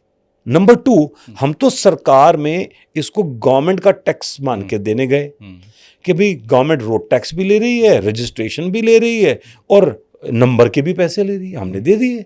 नॉर्मल नंबर 5,000 का था, ये 5 लाख का था, जितने मांगे हमने दे दिए। हमसे ले लेते तब जीएसटी, कब किसने मना किया? कुछ नहीं। 5 साल बाद अब नोटिस आता है आपने नहीं 5 लाख रुपए पे वो नहीं दिया था, तो उस पर 90,000 रुपए जीएसटी थी, लेकिन अब इंटरेस्ट भी लगेगा और पेनल्टी भी लगेगी, तो 1,80,000 रुपए मैंने भी जमा किए। नहीं तो फिर तो ये तो सरकार की भी गलती है ना, लड़ने का भी, इसलिए क्योंकि केस लड़ने का भी टाइम नहीं। हमने कहा पैसे जमा कराओ, जान छोड़ो, जिंदगी में और बहुत कुछ करने को है, मैंने कर दिए। बट मैं एक बात आपसे कह रहा हूँ, ये एग्जाम्पल क्यों दे रहा हूँ कि मुझे कभी कभी लगता है पुराने सरकार के लोग ना वो डेटा माइनिंग करते रहते हैं, वो ढूंढ रहे हैं कहाँ क्या। अरे सरकार की भी गलती मिल गई तो पेनल्टी मेरी। हाँ। अरे ये पेनल्टी वो ट्रांसपोर्ट विभाग पर लगाते, बिल्कुल, कि क्यों नहीं उन्होंने मेरे से उस समय 5,90,000 रुपए जमा करवा लिए। तो उस ट्रांसपोर्ट अथॉरिटी पे कोई जुर्माना नहीं, उनके ऑफिसर्स पे कुछ नहीं, मुझ पर पेनल्टी। और मैंने अभी 1,80,000 जमा अरे जब किए। मना की हो तो तुम पेनाल्टी लेते, जब मना ही नहीं किया हमने तो So किस बात की by- पेनाल्टी? तो यही मेरा कहना है। तो हमारे यहाँ ना ये कमियां हैं कि आज भी एक तरफ हम सरलीकरण की बात करते हैं, वो कर रहे हैं, दूसरी तरफ ना फैक्ट्री लाइसेंस मिल पाता है, बिल्डिंग प्लान अप्रूव नहीं है, इसकी वजह से पोल्यूशन वाले सर्टिफिकेट रोक लेते हैं। अरे भैया, बिल्डिंग प्लान और पोल्यूशन सर्टिफिकेट का क्या ताल्लुक है? आपको लगता है कि आप पोल्यूशन है तो आप उसको मत दीजिए। आपको लग रहा है कि ये ग्रीन इंडस्ट्री है और पोल्यूशन नहीं है तो आप दीजिए। उसका बिल्डिंग प्लान अगर अप्रूव्ड है या नहीं है ये वो जाने और म्यूनिसिपल अथॉरिटी जाने। बिल्कुल। सो माय पॉइंट इज कि इस तरह की कॉम्प्लिकेशंस आज भी ग्रास रूट में हैं। आज भी आप सुन के हैरान होंगे, इस देश में, अभी आप मैन्युफैक्चरिंग सेक्टर की बात कर रहे थे, केवल 2.5 लाख फैक्ट्रीज के पास लाइसेंस है, बस दैट्स इट। अब फैक्ट्रियां हैं कितनी? वैसे तो कोई नहीं जानता, पर मेरा अंदाजा ये है कि कम से कम 1.5 करोड़ होंगी। 2.5 लाख के बाद लाइसेंस है। हाँ, 10% के आसपास तो क्या करें आदमी? 10 भी लाइसेंस- नहीं, 10 भी नहीं। 10% तो वो कैसे मिलेगा? किसी ने मना थोड़ी किया लेने से, बट कहीं जाओ तो बिल्डिंग प्लान अप्रूवल ले आओ। अब किसी ने खेत में, माँ बाप का खेत था, उसने वहीं आटा की चक्की लगा ली, उसके बाद ब्रेड की फैक्ट्री लगा ली। आज अब वो बिल्डिंग प्लान कहाँ जाएगा अप्रूव कराने? तो सैकड़ों हमने देश के मैन्युफैक्चरिंग पोटेंशियल को रस्सी से और जंजीरों से बांध के रख दिया। तो ईज ऑफ डूइंग बिजनेस ने अभी इसको टच नहीं किया है, अभी नहीं किया। ये जिस दिन ये जंजीरें खोल देंगे ना, इस देश को नेक्स्ट लेवल पे देखेंगे। तो एक जो मैं करूंगा वो यही करूंगा कि बिजनेस के लिए ये बंधन खोल दूंगा ताकि वो करें। और बस ये है, कोई गलती ना हो, गलती होने पे जुर्माना हो, पेनल्टी हो, जैसे रेड लाइट्स पे होती है, दैट्स इट। और राइट रेगुलेशन, राइट डायरेक्शन। अब आपके पास अगर कोई टाइम मशीन दी जाए, आपको कहा जाए समय पीछे करके ले जाइए, तो कौन सी ये गलती सुधार के वापस आएंगे आप? मुझसे रिलेटेड मैं डेट मॉडल से इक्विटी मॉडल पर जाता, जो मुझे अब लगता है कि हर चीज़, क्योंकि एक्चुअली भारत में ना हर चीज़ के लिए आपको उधार लेना पड़ता है। बिजनेस में एक मशीन लेनी है, फिर बैंक से लोन लो, फिर एक फैक्ट्री लगानी है, फिर बैंक से लोन लो। हम केवल लोन पर, केवल डेट पर ही ग्रो करते रहते हैं। और मज़े की बात यह है कि अब मेरे कुछ लार्ज कस्टमर्स हैं, OEMs हैं, आजकल वो हमें बिजनेस देने से पहले हमारी बैलेंस शीट चेक करते हैं। अच्छा। वो कहते हैं कि देखो बैलेंस शीट कमज़ोर तो नहीं है, कमज़ोर बैलेंस शीट है तो उनको बिजनेस मत देना, कल को सेल बढ़ेगी तो हो सकता है प्रोडक्शन ना बढ़ा पाए, या हमारे हिसाब से 4 मशीनें एक्स्ट्रा चाहिए ना लगा पाए। तो वो चाहते हैं कि एक अच्छी फाइनेंशियली मजबूत कंपनी ही उनका वेंडर बने। लेकिन दूसरी तरफ जब वो हमारी बैलेंस शीट देखते हैं तो क्योंकि आज तक की लेगेसी यही है कि हमने हर नए प्लांट, हर मशीन के लिए लोन्स लिए, तो डेट इक्विटी रेशियोज मैच नहीं करती हैं और वो ऑलवेज द चैलेंज है। तो अगर मेरे से होता तो मैं ज़रूर इक्विटी मॉडल को ज़्यादा देखता, कोशिश करता। बट जीएसटी की एक खामी और एक खूबी क्या है? ओके, खूबी तो ये है कि 1 नेशन 1 टैक्स।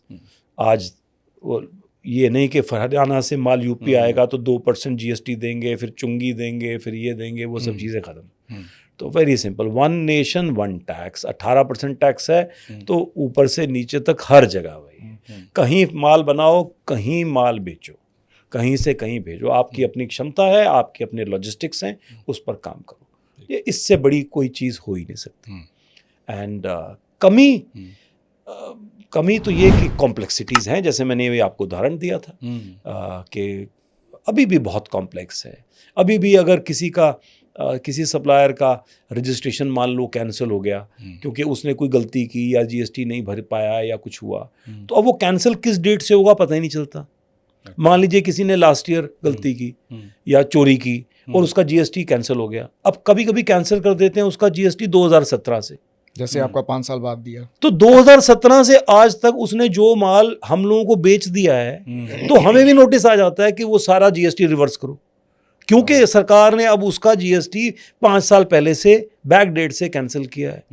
अब आप बताइए, हमने तो सरकार के GST देखकर उससे माल लिया और उसको पेमेंट दी। अब सरकार ने अगर उसको गलती से गलत GST दिया था या फॉर व्हाटएवर रीजन, तो हाउ एम आई लायबल। तो इस तरह की कॉम्प्लेक्सिटीज़ हैं। तो ये कॉम्प्लेक्सिटीज़ को अगर हम सरलीकरण करें, पुरानी चीज़ों को माइनिंग ना करें, जिसने जहाँ जीएसटी लेना है वहाँ लें और करें, तो कॉम्प्लेक्सिटी ज़्यादा है। ह्यूमन इंटरफेरेंस से और थोड़ा खराबियाँ आ ही जाती हैं। लेकिन जहाँ जहाँ सिर्फ टेक्नोलॉजी है वहाँ वहाँ जीएसटी बेहतरीन है। अब तक की जो दुनिया मैंने देखी उन सबसे बेहतर यही है जो आज है। क्योंकि पहले तो हमने वो ज़माना देखा है कि एक्साइज का गेट पास साइन कराने के लिए एक्साइज के दफ्तर में इंस्पेक्टर के पास जाना पड़ता था, वो भी और एक बार नहीं 10 बार चक्कर वो लगाना। एक ही बार में 10 साइन करता था बस गेट पास पर कि भाई आपका ये बिक जाएगा माल, फिर दोबारा आना मेरे पास, फिर साइन करूंगा। तो वो ज़माना हमने देखा है। उन सब से तो खैर निकल आए और आज इस नई दुनिया में आ गए, लेकिन अभी भी कुछ कॉम्प्लेक्सिटीज़ कम हो जाएंगी तो और बेहतर हो जाए। एक बिजनेसमैन किस पॉलिटिशियन को नेता मानता है आज के न्यू इंडिया में? देखिए, मैं अगर ओवरऑल थोड़ा सा देखूं, नए भारत की बात करूं, आज़ादी के बाद की बात करूं, तो सरदार पटेल। ठीक है। Someone with vision, someone with strong resolve, unity in mind, unity for the nation, for one India. So, if you ask me one name, Dr. Sardar Patel. आज के लिए किसी का नाम नहीं लेंगे? आज के लिए बहुत से नेता हैं। मैं सबसे पहले प्रधानमंत्री जी का नाम लूंगा। At least one person who's made entrepreneurship the national agenda। पर मैं पहले ले चुका था नाम, तो मैंने इसलिए दोबारा नहीं लिया। सर, आपने बहुत अच्छी चीज़ें बताई आज के जो एंटरप्रेन्योर्स हैं उनके लिए, और बिज़नेस में क्या गलतियां नहीं करनी और कैसे करना है। तो मुझे लगता है जो हमारे व्यूअर्स आपको सुन रहे होंगे उनको बहुत बेनिफिट होगा। और बात वहीं आती है कि वो सुनना क्या चाहते हैं। तो मैं चाहूँगा कि इसको सुनें और समझें, और इसके अलावा भी आपके कोई डाउट्स हैं अगर बिज़नेस को लेकर के या किसी भी चीज़ को लेकर के, तो आप सर से संपर्क कर सकते हैं, बात कर सकते हैं। किसी को अच्छे मेंटर की ज़रूरत है तो उसके लिए भी सर ने कहा कि मैं हूँ यहाँ पर, अगर कोई सीरियस है अपने लाइफ में अपने गोल को लेकर के। तो बहुत अच्छा लगा सर आपसे बात करके। Thank you so much sir. Thank you Dharmendra ji, thank you Abhishek ji, really a pleasure. Thank you so much sir.